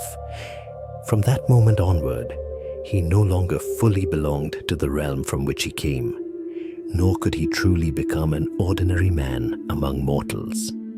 Those who save the world rarely return to the lives they once knew. The tragedy reflects one of humanity's oldest understandings of fate. There are moments when laws exist to preserve order. There are also moments when those same laws become the source of suffering. When that happens, the hero is placed in a position that cannot be avoided. They must stand between compassion and authority, between responsibility and prohibition. Balance is restored, but through a form of sacred violence. Victory, therefore, does not end in triumph. It ends in solitude. The price of touching what belongs to the divine is not failure. It is the growing distance between oneself and every place once called home. After this great deed, Hu Yi received the very thing countless beings had desired, since first realizing they would one day die the elixir of immortality. The gift shimmered like a promise beyond time itself. Yet within it lingered another shadow. The fires had been extinguished, the drought had ended. A more subtle trial now waited ahead. No longer a struggle between humanity and the sun, but a struggle between love and immortality. For there are sorrows that people can endure when life is finite, yet cannot bear when time stretches endlessly onward in loneliness. When only a single sun remained in the sky, and the world finally began to breathe again, Hu Yi believed his mission had been fulfilled. Yet the reward awaiting the savior was not peace, but the immortal elixir, the very thing that would one day carry his love beyond the earth and into the moon, where light was no longer fierce and radiant, but cold and distant, like a memory forever beyond reach.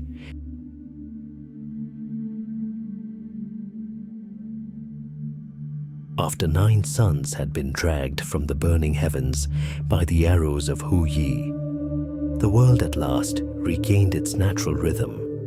Fields once split open beneath unbearable heat began to turn green again. Rivers rediscovered their courses through a recovering land. Above the vast world, only one sun remained, quietly casting its light upon humanity. Everywhere, people held ceremonies and passed down the name of the hero who had preserved life itself. Hou Yi became a legend while he was still alive. Yet from that very moment, an invisible distance began to form around him. Those who save the world rarely remain fully part of the world they save.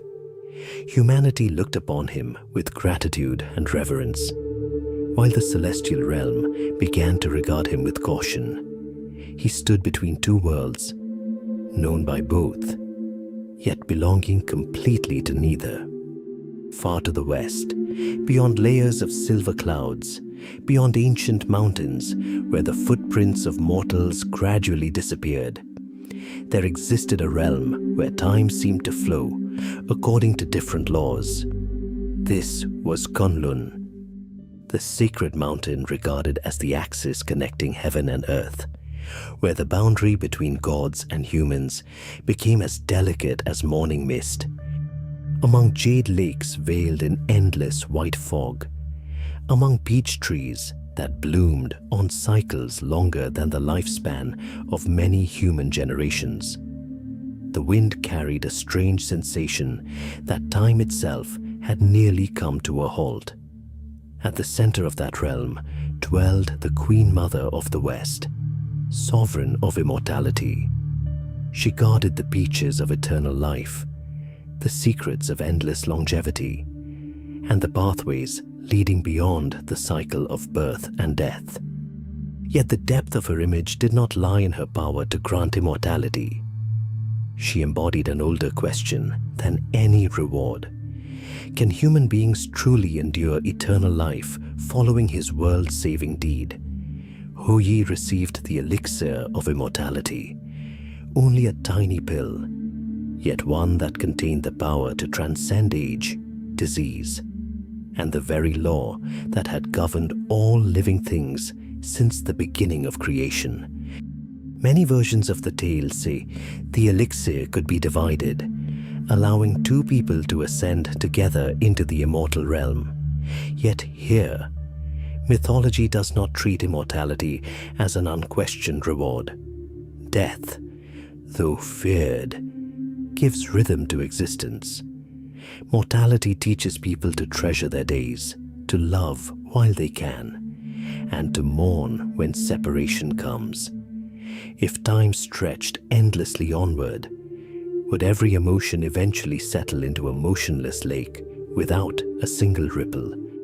Beside Hou Yi stood Chang'e. She was not originally a distant goddess, nor was she always the cold symbol of the night sky. She had once been a woman living beside the hero who saved the world.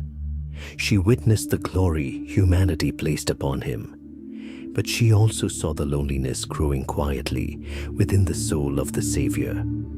The distance between humanity and divinity, between glory and peace, between power and ordinary life, widened little by little with each passing day. Their love was never defined by grand declarations.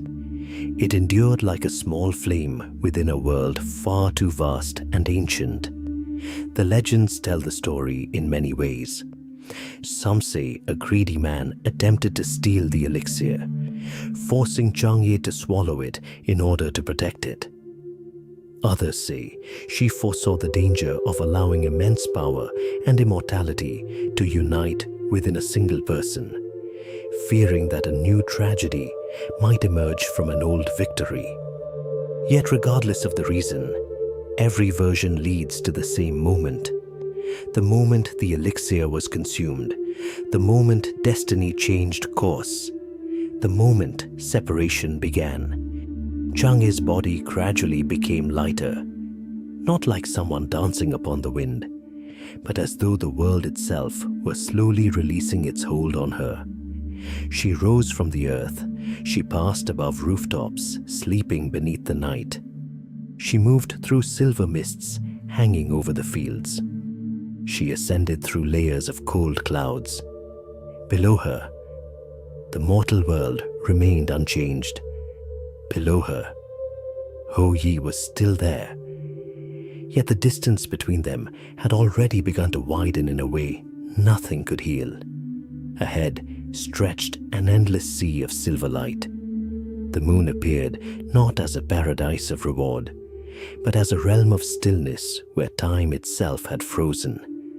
There, within the cold white halls of the Guang'an Palace, Chang'e came to rest. No seasons changed. No voices echoed through the air. No signs of growing life remained. Only a perfection so beautiful it bordered on pain, and a silence that stretched without end. Beside her stood the jade rabbit, endlessly and patiently pounding the elixir with a jade mortar through countless lunar cycles. The image resembles time stripped of its ability to move forward, never aging, never changing, never ending, yet never fully alive. Chang'e achieved what countless people dream of: immortality. Yet the price was the loss of finitude, the loss of changing seasons, the loss of growing old beside the one she loved beneath the same sky. Below in the mortal world, Hou Yi remained, the man who had shot down 9 suns, who had overcome disasters that seemed impossible to defeat, now stood powerless before a distance that could not be measured by arrows or strength. He had not been defeated in war. He had not been overcome by monsters. He was defeated by the boundary between humanity and eternity. From that time onward, whenever the moon appeared upon still waters at night, its silver light became more than the glow of a celestial body. It became the memory of a separation that never truly ended. And perhaps that is the lesson the myth wished to leave behind. Immortality is not always victory. To live forever is not necessarily to be happy. If one must sacrifice the person they love, sacrifice time itself, sacrifice the chance to grow old and change together, then what remains of eternity except an endless stillness? That is why, whenever moonlight falls upon the rivers of the human world, people see more than the beauty of the night sky. They see the shadow of a love pulled away from the earth and suspended forever within the cold vastness of eternity. And farther west than even that moonlight, beyond oceans of clouds and ancient snow-covered mountains, Kunlun still stands in ageless silence. There, gods, immortal beasts, ancient peach trees, and mysteries older than love itself continue to be guarded.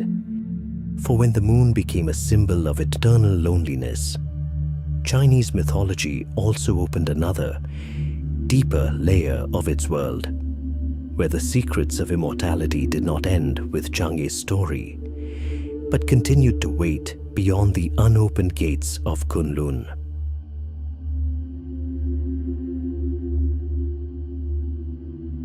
After Chang'e ascended to the moon, the night sky of the mortal world acquired a new meaning.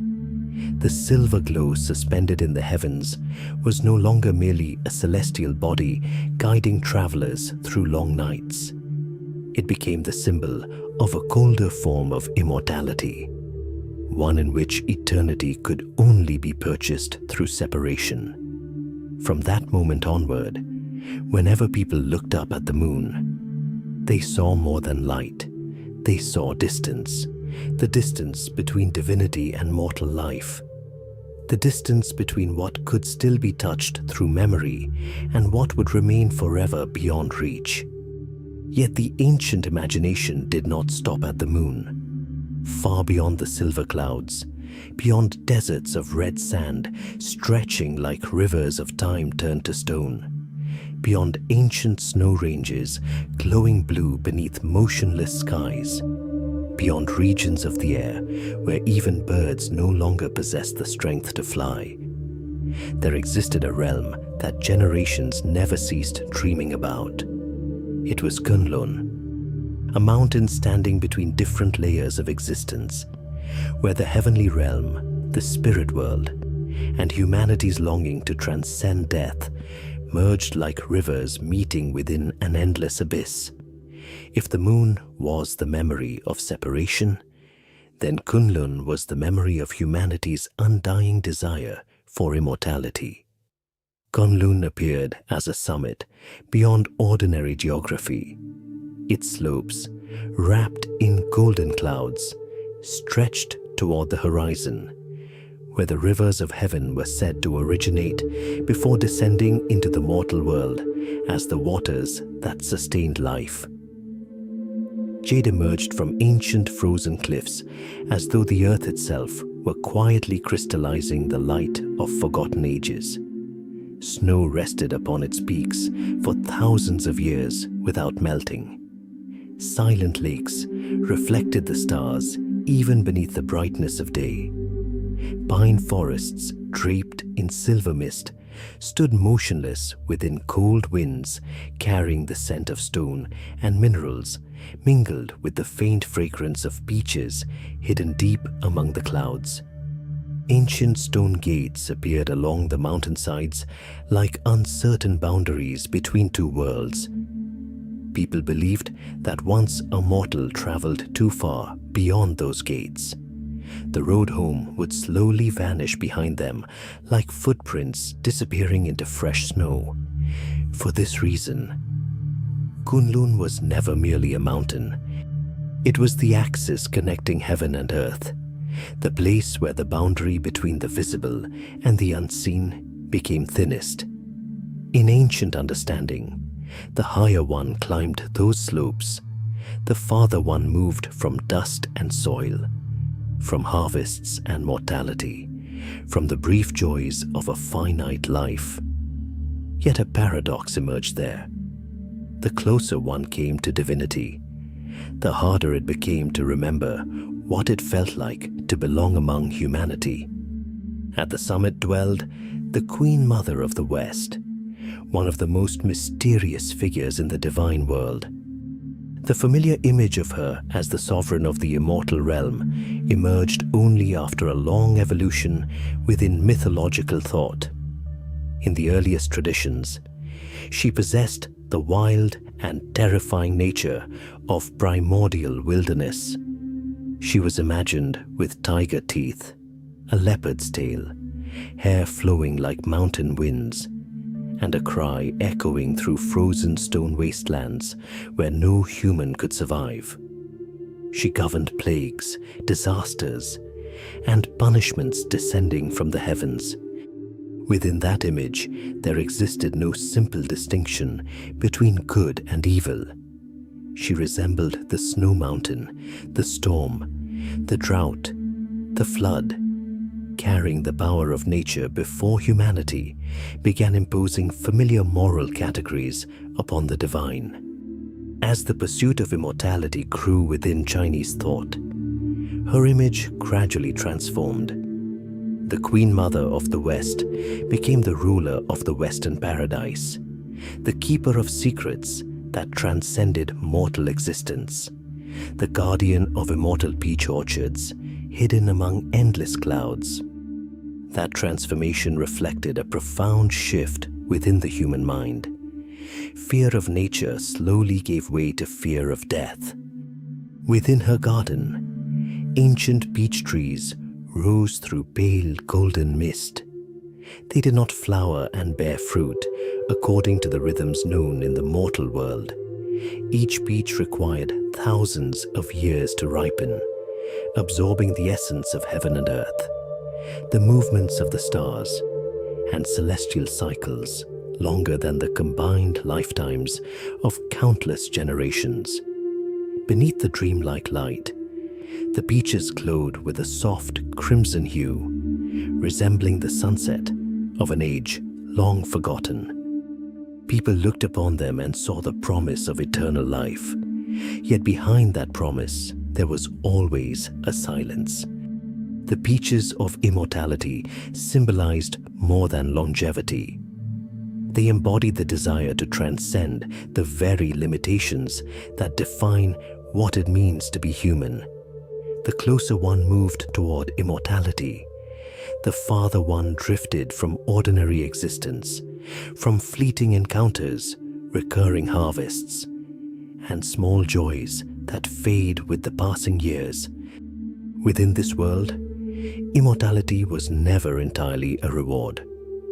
More often, it arrived hand in hand with isolation from the river of life flowing below the mountain. Around Kunlun lived sacred creatures belonging to a world less burdened by conflict and ambition. The azure Luan bird, with feathers the color of jade, crossed the highest clouds, its song descending like music from an ancient heaven, serving as a messenger between immortals and mortals. The Kilin walked so lightly that not even a blade of grass bent beneath its steps, becoming the symbol of an ideal order untouched by greed and war. The white tiger of the West appeared beside snow-covered stone gates, its eyes reflecting cold starlight like the embodiment of eternal laws guarding the boundary between gods and humans. There were also immortal cranes living for thousands of years, white apes dwelling beside celestial lakes, and horned spirit beasts wandering silently through valleys veiled in mist. The closer one came to the immortal realm, the less creatures seemed governed by predatory instinct. They existed like echoes of a balanced humanity endlessly desired, yet rarely managed to preserve. And so, across countless generations, emperors, Taoist seekers, warriors, and those who devoted their entire lives to searching for the elixir of immortality, all turned their gaze toward Kunlun. The mountain always stood upon the horizon of imagination, near enough to awaken hope, yet distant enough to remain forever beyond possession. The stronger the longing for immortality became, the greater the danger of losing oneself. memories could fade across endless centuries. Love could become no more than a small flame against a timeline without end. Even humanity itself might slowly erode when a being lives so long that it can no longer remember the fragility of mortal life. That echo leads back to the tragedy of Chang'e. Immortality was achieved, separation became eternal. Perhaps that is why Kunlun has never completely closed its gates to humanity, yet has never truly belonged to humanity either. It resembles a spiritual horizon, more than a location that can be found upon any map.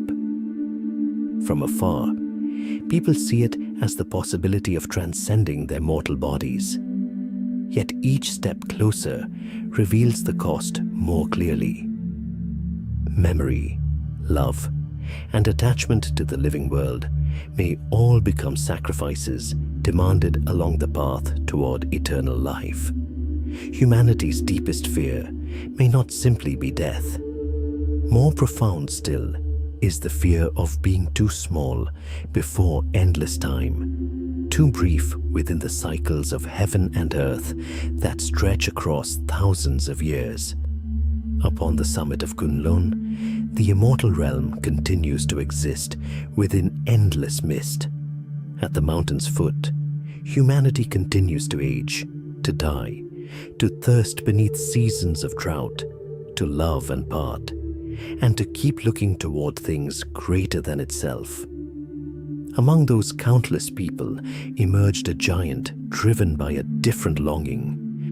He did not seek immortal peaches to prolong his life. He did not beg for celestial elixirs. He did not wish to pass through the gates of the immortal realm. Instead, he chose to pursue the blazing sun itself. That pursuit would become one of the most beautiful, lonely, and profoundly human tragedies in all of Chinese mythology. The story of a finite being who ran toward the light as though touching it might reveal the final secret of life and death.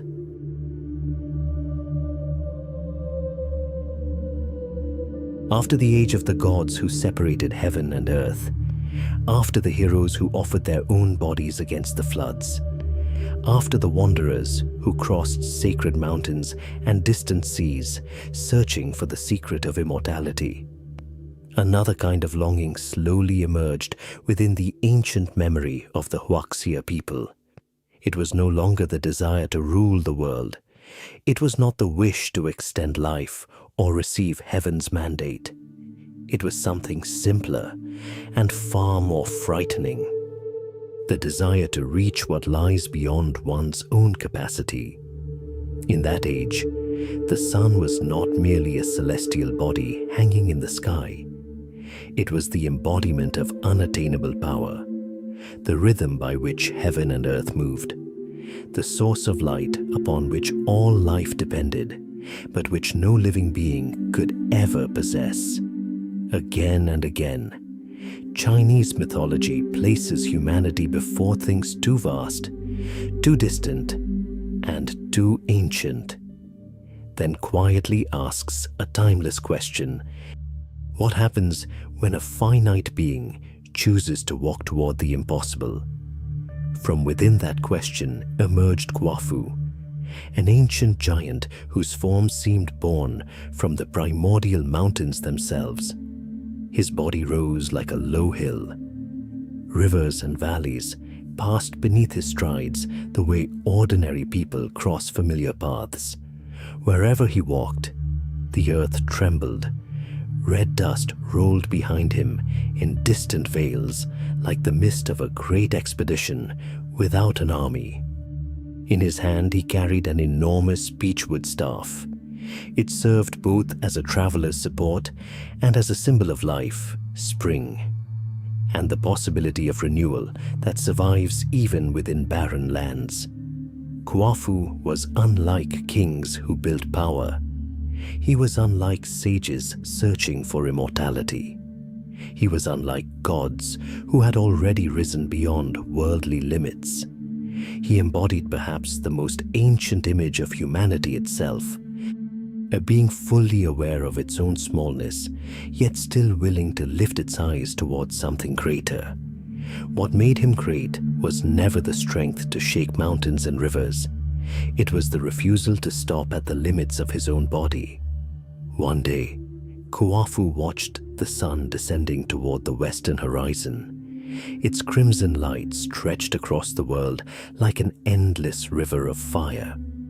In that moment, he could not accept that such a source of light would forever remain beyond the reach of every living creature. No prophecy descended from heaven. No god entrusted him with a mission. No reward waited at the end of the journey. There was only a decision born from his own will. Kuafu began to run. He crossed plains scorched by endless sunlight. He traversed deserts covered in red dust, stone forests split apart by heat, and barren lands where even the shadow of a tree no longer existed. Every heavy step of the giant shook the earth, leaving behind vast footprints, deep cracks, and hollows resembling dried lakes. Ahead of him, the sun continued its journey, always near enough to inspire hope, always distant enough to deny every attempt to reach it. The distance between Kuafu and the sun became the distance between humanity and the absolute, between will and limitation, between longing and reality. Still he ran. The farther he ran, the more fiercely the light consumed him. His skin cracked beneath the endless crimson glow. Thirst rose inside him like another fire burning within his body. To continue his pursuit, Kuafu bent down and drank from the yellow river. Its mighty waters diminished beneath his thirst. Then he drank from the Wei River. Still it was not enough. Riverbeds revealed dark mud beneath the surface, while hot winds carried the scent of scorched earth and vanishing water. His thirst was no longer merely physical. It became the thirst to transcend his own limits, the longing of a finite being reaching towards something that belonged to the heavens. The closer he came to the absolute, the more fiercely that longing burned him. Yet the ancient memory does not mock Kuafu for this. Instead, it remembers him as a symbol of the courage to move towards the impossible. At last, the unavoidable moment arrived. Beneath a dark red sky glowing like dying embers above a land split apart by drought, Kuafu collapsed before he could touch the sun. Hot winds swept across the plains. Red dust drifted over the motionless body of the giant. Yet even in his final moment, he remained facing the light. He did not die in battle. He was not defeated by monsters or gods. He did not surrender to any enemy. He fell because a finite body could not keep pace with the infinite longing it had chosen to follow. That truth creates one of the deepest tragedies in Chinese mythology. Failure does not make his journey smaller.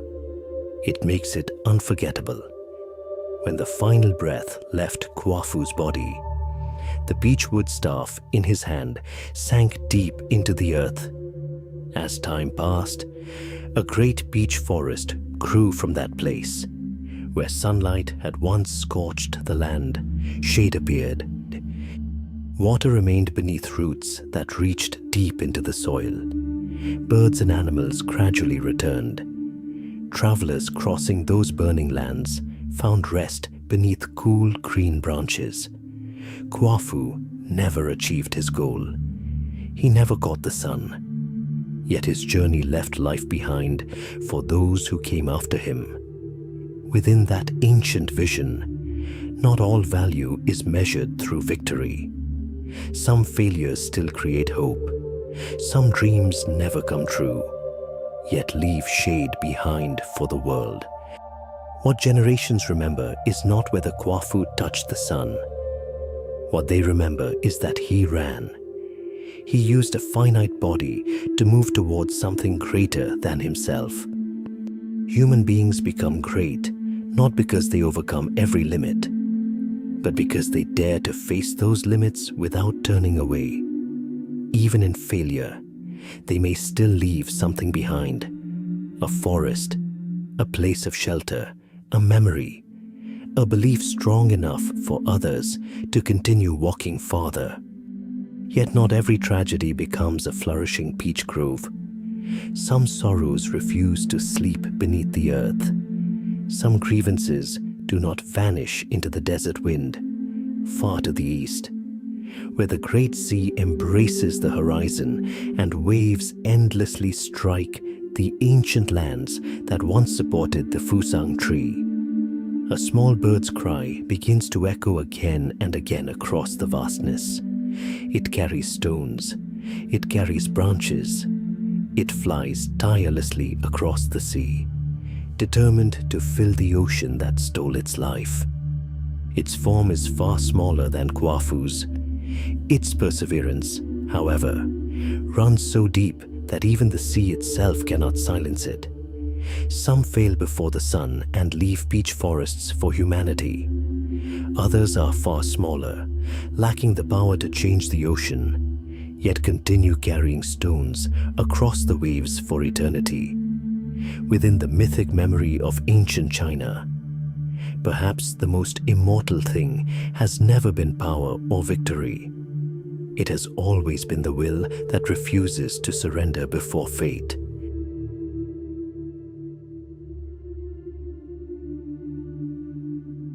Throughout the world of Chinese mythology, mountains often rise as pillars of order. Along their slopes, people built villages, opened the first paths for agriculture, lit their hearth fires, and gave names to the lands they called home. Mountains carried the feeling of permanence, of foundations, of things that could be understood, remembered, and passed down from one generation to the next. Yet beyond those familiar horizons, another realm always existed. It was the sea. If mountains were where civilization took root, then the ocean seemed like a lingering memory of primordial chaos itself, a place where boundaries dissolved, where unseen depths reminded humanity that the world had never truly belonged to them. In ancient understanding, the sea did not wear the face of an enemy. It felt no hatred, no anger, no desire to destroy. It simply existed with the cold indifference of a force older than every dynasty, every city wall, and every living creature upon the earth. Perhaps that is why so many stories of the sea are not tales of triumph, but stories of awe, loss, and helplessness before powers that cannot be bargained with. The Eastern Sea stood as the boundary between the world that had been named and the vast remainder still hidden within the darkness of the unknown. Black waves stretched toward the horizon. The wind carried the cold taste of salt from endless waters, and on overcast days, the sea resembled a gigantic sheet of metal that had cooled since the first days of creation. Humanity could tame plains, guide rivers into fields, build cities and marketplaces. Yet before the ocean, they remained small creatures standing at the edge of an invisible abyss. The sea was neither good nor evil. It could lift a boat gently upon a calm dawn and swallow the same vessel by evening without leaving a single trace behind. From those waters that had never truly been subdued emerged one of the most painful symbols in the collective memory of ancient China. In the oldest versions of the tale, Jingwei had once been Nüwa, the youngest daughter of the Flame Emperor. She grew up in an age when people had already learned to cultivate the land. build communities along rivers, and push their journeys toward distant territories. It was a time when civilization was learning to converse with nature rather than merely tremble before it. Yet the farther humanity advanced, the more often it encountered limits it could not cross. One day, she sailed upon the eastern sea. A thin veil of mist covered the sky. The dark water seemed to conceal the silent secrets of the world. Her small boat glided across waves the color of gold lead. Then a storm arrived without warning. Winds screamed across the sea. Walls of water rose like cliffs. In a single moment, the vessel was swallowed by the endless expanse. There was no battlefield, no glory, no enemy to name. There was only a small life vanishing into the ocean without a grave, without a trace, as though it had never existed at all. Yet her disappearance was not the end. Her spirit did not dissolve into the sea wind. From a grievance that refused to fade, she transformed into a small bird called Jingwei. It was not the form of a dragon, nor that of a mighty deity capable of shaking heaven and earth. The bird resembled a crow, with a white beak, red legs, and feathers streaked with red and white, like blood mingled with silver sea foam. Its cry was sharp, brief, and aching, as though it were calling its own name across the vastness of the sky. It never left the sea where it had died. It lived among cliffs overlooking the ocean, where every incoming wave recalled the moment that had taken its life. The smallness of its form only deepened the sorrow of the story, for the world had granted it no power of vengeance. It had given her only memory. Thus began an act with no ending. Every day, Jingwei flew to the western mountains, gathering twigs, pebbles, and fragments of stone in her beak before carrying them back to the eastern sea.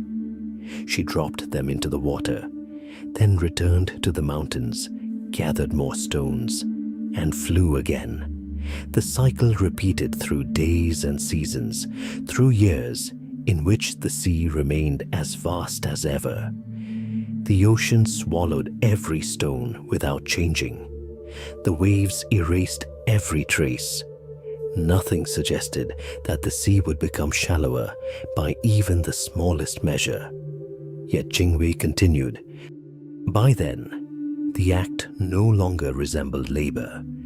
It had become an ancient ritual performed by a spirit unwilling to bow before the force that had destroyed her. Perhaps it is here that the deepest meaning of the myth begins to reveal itself.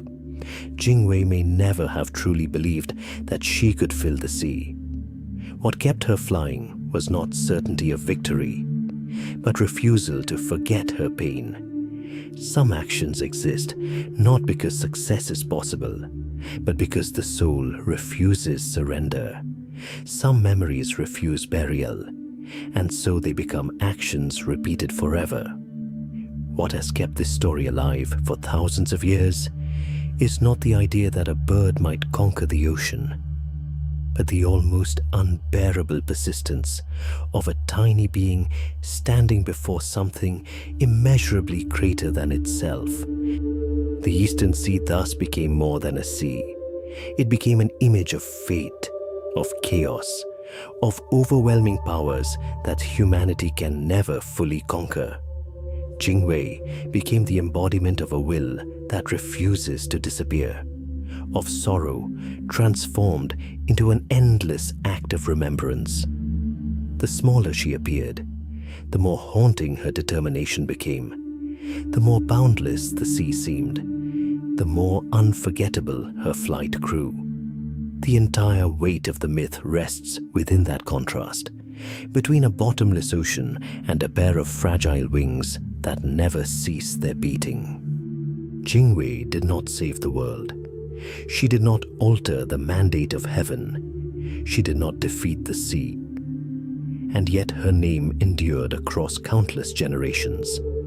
For immortality is not always born from power. Sometimes it emerges from the ability to stand before the thing that wounded us most and refuse to disappear. Some wounds are never healed. Some losses are never restored. Yet rather than fading away, they become memory, ritual, and quiet movements that continue alongside the passing of time. The cry of Jingwei still echoes above the eastern sea from season to season, a fragile sound that neither wind nor waves have ever managed to erase. Meanwhile, in the human world, other waters were beginning to stir. Rivers changed course. Floodwaters rose. Farmland was torn apart.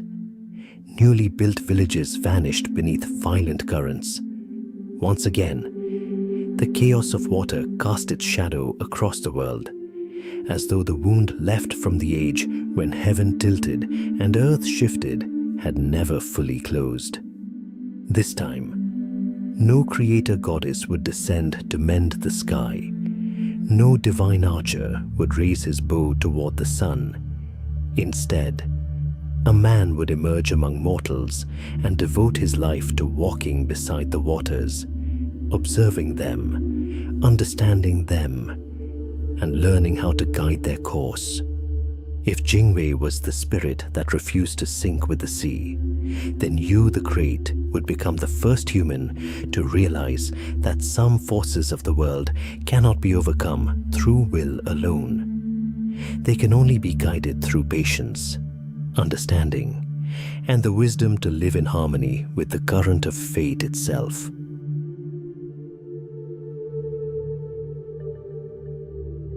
After the ages in which the heavens had been repaired, the excess suns had been pulled down from the sky, and the raging seas had been prevented from devouring the land. Humanity still had not entered a lasting peace. In the deepest memory of ancient China, water always carried the lingering breath of primordial chaos. From the time when all boundaries remained unformed and every shape drifted within an undivided whole. Thus, when rivers overflowed their banks, when water erased the distinction between shore and current, between plain and sea, people saw more than a natural disaster. They saw the sign of a fractured order, a disruption in the balance between heaven, earth, and humankind. The Great Flood appeared like a vast crack across the body of the world, enduring long enough to bring newly formed communities to the edge of collapse. These were no longer the familiar floods that enriched fields with fertile silt. Water covered immense plains, turning mountaintops into lonely islands floating upon an endless inland sea. Villages disappeared beneath thick black mud. Ancient trees were torn from the earth and spun through muddy currents. The carcasses of livestock drifted silently beneath grey rain, while shattered rooftops surfaced briefly before vanishing into the cold mist.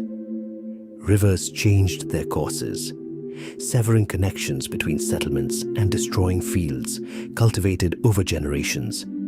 Rivers, lakes, marshes, seas, and land seemed to merge into a single enormous entity without clear boundaries. Survivors retreated to high mountain slopes, building fragile shelters from rotting wood and broken stone, living on roots, drifting carcasses, and stagnant water. Disease spread through the floodwaters like invisible spirits. The young civilization discovered a terrifying truth. Nature could erase the work of generations within only a few seasons. Before you, the Great, appeared, the task of controlling the floods belonged to his father, Gun. Standing before the endless waters, Gun chose confrontation. He built immense dikes and barriers across the plains and employed Zhirang, a magical soil capable of endlessly growing and expanding. Within this image lay an ancient belief that a strong enough will could subdue nature itself. Yet water was not an enemy capable of surrender. The more it was restrained, the more violent it became. One barrier after another burst beneath the pressure of the flood. Entire works vanished. Lands that had begun to recover disappeared once more beneath the waters. Gun's story ended in tragedy. He failed, was punished, and vanished from the role of savior. His downfall was not merely the failure of a man. It was the failure of a way of thinking that sought to impose human will upon the deeper laws of the world. From those ruins emerged Chiyou. He viewed the waters through entirely different eyes. He did not see water as an enemy that must be imprisoned. He studied the terrain, the slopes of mountains, the movement of rivers, and the natural rhythm of every current. Instead of blocking the waters, he dug canals through the plains, opened passages across mountain ranges, and created pathways that allowed the rivers to reach the sea. Hidden within these actions was a profound shift in thought. Order does not arise from absolute control. Order emerges when humanity understands the laws of nature and learns to move with them. The waters were not defeated, they were guided. Chiyou's journey lasted 13 years. He traveled across the 9 provinces, crossed the plains of the Yellow River, passed through the western mountains, and entered the southern marshlands. He measured the earth with his feet and cut through stone with his hands, opening channels through deep mud and swirling waters. His skin cracked from cold and constant immersion. His feet hardened from countless miles of travel. The hero that emerges from this vision bears little resemblance to a glorious warrior triumphant upon a battlefield. Instead, he appears as an exhausted man who continues walking because behind every step lie thousands of lives waiting for dry ground to return. In many ancient traditions, Yinglong appeared amid relentless storms. The winged dragon traced new riverbeds with its immense tail, opening routes for trapped waters toward distant seas. This image was more than supernatural assistance. Dragons had long been associated with rain, rivers, and the balance of water. Once water was understood according to its true nature, it ceased to be merely a disaster. Nature itself could become humanity's ally. During this journey, another vision emerged from the Yellow River. A sacred turtle rose from the current, carrying strange patterns upon its ancient shell. Those markings reflected the geography of mountains and rivers, the distribution of the land, and the hidden principles governing the movement of water. Over time, such symbols became foundations for understanding cosmic order itself. The turtle, long-lived, patient, and enduring, reminded humanity that civilization is not built through sudden victories. The greatest achievements often require more time than the lifespan of any single person. Yet water was never merely water. Within the flooded lands, dragons, serpent spirits, and countless aquatic monsters were said to emerge among black mud, corpses, and poisonous vapors. At night, the sound of water striking stone echoed endlessly through the darkness, while beneath the murky surface, immense shapes moved in silence. These creatures embodied the primal fear humanity felt toward the portions of existence it could not yet understand. Whenever water escaped order, the ancient wilderness hidden within the cosmos awakened alongside it. The most moving symbol of Chiyou's journey was not a canal or a mountain split apart. It was a small home that he passed 3 times. Once, his wife was giving birth. Once, the cry of his newborn son reached him through the night. Once, his family stood only a few steps away. Yet he never entered. He understood that if he stopped, the work would be interrupted, and countless others would continue to die in the floods. His sacrifice did not take the shape of heroic glory. It took the shape of ordinary moments forever lost. Yu was not defeated by monsters or disasters.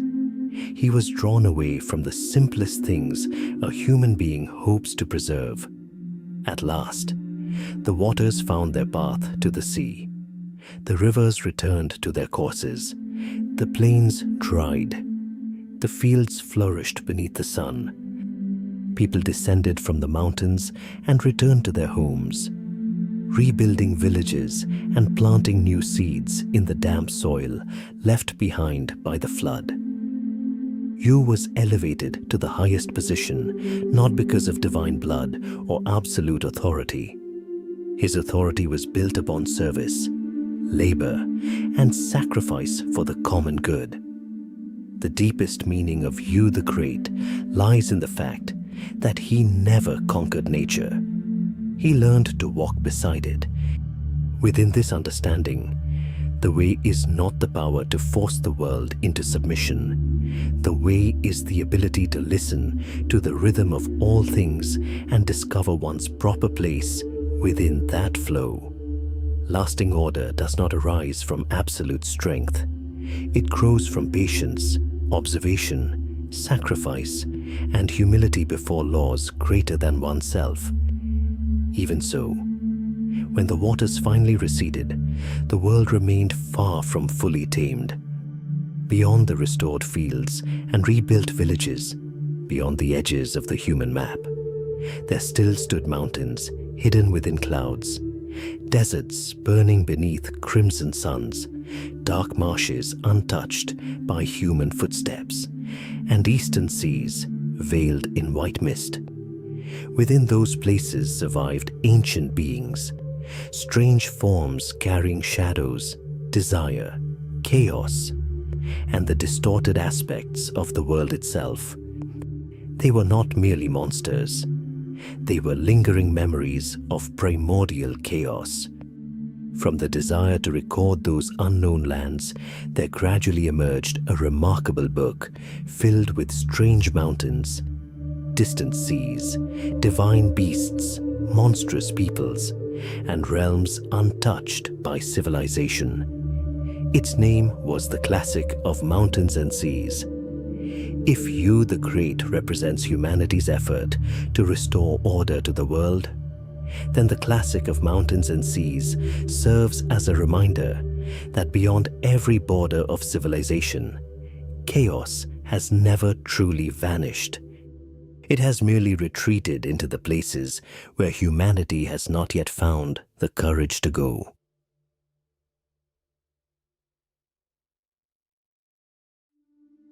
After the ages of flood control, the founding of kingdoms, and the emergence of the mandate of heaven, the people of the river plains had begun to build structures that seemed capable of resisting the uncertainty of the world. Walled cities rose beside rivers whose waters had been guided into ordered channels. Fields were divided according to carefully maintained patterns. Rituals were performed at the proper moments beneath a sky whose stars had already been given names. Power itself was placed within institutions that grew ever more refined. From the center of this civilization, the world appeared to be moving toward the stability that countless generations had long pursued. Yet in the ancient imagination, civilization was never regarded as the final victory.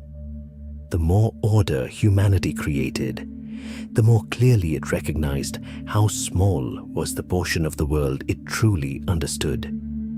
Beyond the firelight of the cities, beyond the sound of ceremonial bells and the fields brought under cultivation, vast expanses remained unnamed. places where laws could not reach and authority could never fully rule. In that understanding, civilization was little more than a small circle of light in an endless sea of night. Beyond that circle stood nameless mountain ranges buried beneath cold mist, distant oceans veiled in murky vapors, ancient marshes where earth and water dissolved into one another, and red deserts where the wind carried sounds unlike any human voice. There were lands where birds lost their bearings after crossing the sky, rivers that changed color in the darkness of night, and wandering winds that arrived from unknown places carrying mournful cries that stirred unease without explanation. Chaos had never truly vanished from the world. It had merely withdrawn from the center of civilization, just as darkness retreats from fire while remaining present wherever the light has not yet reached. From the need to understand those unknown lands emerged a strange and wondrous world where geography, memory, belief, and imagination merged into a vast spiritual map. Within that world, mountains were not merely stone and earth, but possessed their own sacred essence. Rivers did not simply follow the shape of the land, but seemed to move according to their own will. Strange creatures were not merely fantastic animals, but manifestations of realities that human language struggled to name. The universe appeared as a colossal living body in which every river, every mountain, and every living being carried a fragment of the intentions of heaven and earth. Fear, wonder, and the longing to understand existence crystallized into the forms of hundreds of extraordinary creatures. Among those countless beings stood figures that came to embody the darker shadows of human nature and morality. Taoti appeared as a monstrous face with a mouth so vast that it seemed to consume its own form. Its bulging eyes stared endlessly at the world, never satisfied, never fulfilled. What made it terrifying was not its strength, but the fact that it possessed almost no body at all. It was as though boundless greed had devoured the very shape of the creature that carried it. When desire exists only to possess and consume, the thing ultimately swallowed is not the world outside, but the self that longs for it. Chang'e took the form of a winged tiger whose teeth were sharp as honed stone. It did not hunt the wicked, but sided with them. It did not protect the virtuous, but regarded them as prey. In that image lay a fear deeper than any monster. What truly unsettles humanity is not the existence of evil, but the moment evil is rewarded while goodness is pursued and punished. When morality loses its direction, the world becomes more dangerous than any wilderness. Tao represented yet another form of chaos. Its massive body, dark fur, and vacant yet violent gaze made it seem like power unrestrained by understanding. It was not necessarily born from malice. Its danger lay in its blindness. Across many ages, the greatest disasters have not always arisen from hatred, but from power incapable of comprehending the consequences of its own actions. At an even deeper level stood Hundun itself, a being without a clear face, without beginning or end, without stable form.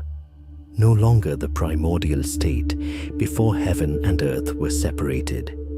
It became the lingering remnant of chaos that remained after order had already come into being. Its presence served as a quiet reminder that chaos had never truly died. It merely slept beneath the layers of laws, rituals, and institutions humanity had constructed, waiting for the moment when it might awaken once more. In the steaming marshlands and poisonous waters, there also dwelled the bar snake, a colossal serpent capable of swallowing an elephant whole and remaining motionless for years while digesting its meal. The creature resembled desire without limits. The more it consumed, the heavier it became, the more it accumulated, the closer it moved towards stagnation and destruction. Some desires are necessary for survival, but once they exceed what is needed, they become burdens that drag life itself toward decline.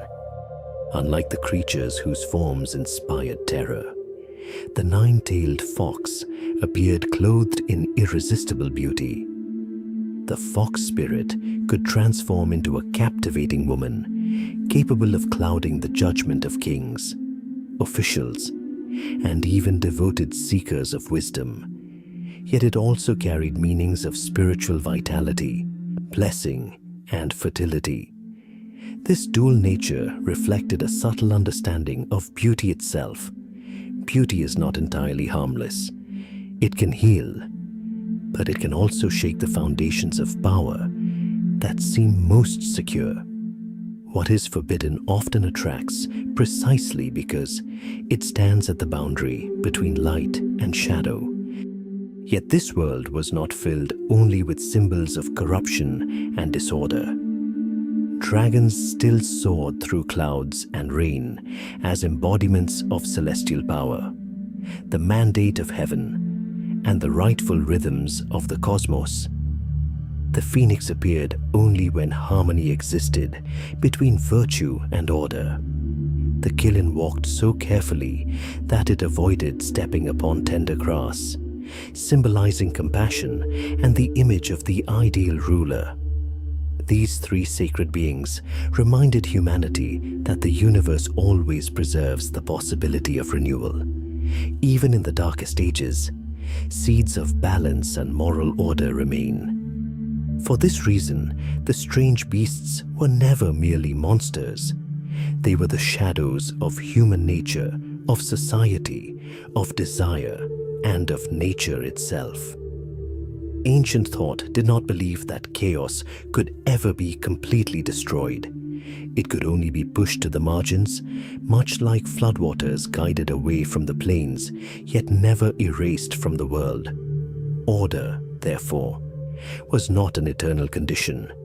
It was an ongoing ritual against dissolution, an effort that could never truly be completed. Perhaps that is why these stories never conclude with an absolute triumph. There is no final battle capable of erasing darkness forever. Dynasties will rise and fall. Heroes will save the world and then find themselves alone.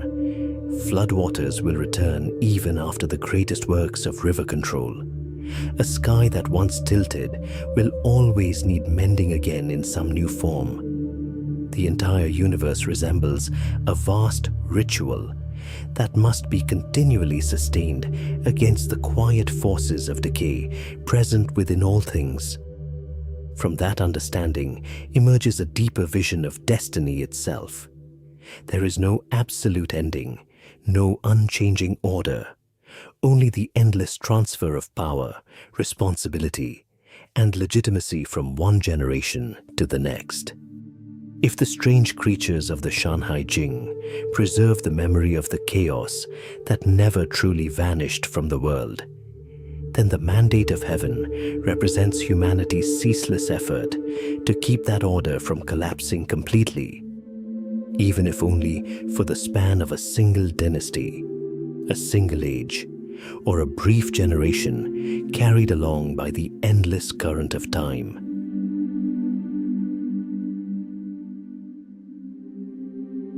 When we look back across the entire journey, from primordial chaos to the first dynasties of humankind, what emerges is not a road leading toward apocalypse, nor a final war in which all things end in absolute destruction. In many other traditions, the world moves toward a last judgment, a final confrontation where gods, humans, and monsters enter a battle that closes every cycle. Yet beneath the sky of ancient China, the universe was imagined differently. Heaven continued its turning through seasons of rain and sunlight. Rivers silently altered their courses across the centuries. Dynasties rose and fell like successive waves upon the water. The world was not viewed as a story with a definitive conclusion, but as a vast living body that must continually be protected from disintegration. Each generation accepted part of that responsibility, then passed it onward as time continued flowing toward a horizon that never truly closed. The traces of this understanding appear throughout the greatest symbols of the tradition. After the violent collision that tilted the pillar of heaven, the sky never fully returned to its original state. Even after Nüwa repaired the fractures of the celestial realm, the wound remained preserved as a silent memory within the structure of existence itself. Rivers could still swell into devastating floods. Mountains could still collapse beneath the weight of time. Strange creatures continued to dwell along the borders between the known and the unknown. Chaos was never completely destroyed. It simply withdrew behind the light of order, just as darkness remains beyond the edge of a human fire. For that reason, the world never truly became perfect. Every balance is temporary. Every order must be maintained day by day, season by season, generation by generation, like a sky that continues to crack in silence and forever requires new hands to mend it. Nature does not appear as an unchanging machine, but as a living current that always carries within itself the possibility of drifting away from equilibrium. This understanding is also reflected in the ancient view of power. The Yellow Emperor established the first foundations of order. Yu the Great inaugurated a new age by mastering the floods and guiding the waters back into their rightful paths. Dynasties followed one another, reaching magnificent heights before gradually dissolving into history. No throne lasts forever. No lineage is guaranteed eternal authority. The mandate of heaven is not a gift bestowed once and held forever. It is more like a flame that must continually be nourished. A ruler may keep that flame only so long as balance is maintained between heaven, earth, and the people. When tyranny replaces virtue, when ambition rises above responsibility, when suffering spreads among the people and society descends into disorder, the mandate begins to depart. Droughts, floods, wars, and upheavals were often understood as signs that the moral order had drifted from the way. Within the deeper symbolism, power has meaning only while it remains aligned with the hearts of the people. Once that harmony is broken, power loses the very foundation upon which it stands. The heroes of this world never achieve complete victory. Hu Yi saved humanity from the burning heat of the excess suns, yet was ultimately forced to endure separation from Chang'e. Kuafu chased the sun until he fell along a journey that could never be completed. Jingwei carried tiny branches to the endless sea, knowing the ocean would never truly be filled. Yu the Great devoted his entire life to guiding the waters, but the cost was the loss of years he could never fully share with his family. In this world, those who save others rarely find rest. Every achievement comes with sacrifice. Every triumph contains an emptiness that cannot be filled. The sacred does not lie in winning a final victory, for such a victory almost never exists. The sacred lies in continuing to act despite knowing that chaos will return, in continuing to hold the world together for a little longer, despite knowing that nothing endures forever. For chaos has never disappeared. It does not wait for some distant apocalypse. It exists within the floods that once drowned the plains, within wars between dynasties, within the insatiable hunger of Tayoti, within the marshes where the bar snake lies hidden, within the eastern sea that still echoes with the cry of Jingwei, and within the deepest corners of the human heart. Chaos is not something outside civilization. It has always lived within civilization itself. Every structure carries the possibility of collapse. Every order contains the seed of imbalance. What humanity can do is not to eliminate chaos entirely, but to preserve balance for a little longer. The Tao is not the conquest of nature. It is the ability to live in harmony with its ceaseless transformations. Perhaps this is the deepest philosophical layer these myths leave behind. The universe is neither a perfect paradise nor an immutable machine. It is a fragile structure that must constantly be cared for. Nüwa sky, the waters of Yu the Great, the lonely moon of Chang'e, the cry of Jingwei echoing endlessly across the sea, and the dynasties that preserve and lose the mandate of heaven in turn are all telling the same story. What matters is not whether the world is perfect. What matters is whether there are still people willing to preserve it. For the sun still rises from the Fusang tree upon the distant horizon. The moon still hangs quietly above the Guang'an Palace in the endless sky. Dragons still sleep beneath the deep rivers.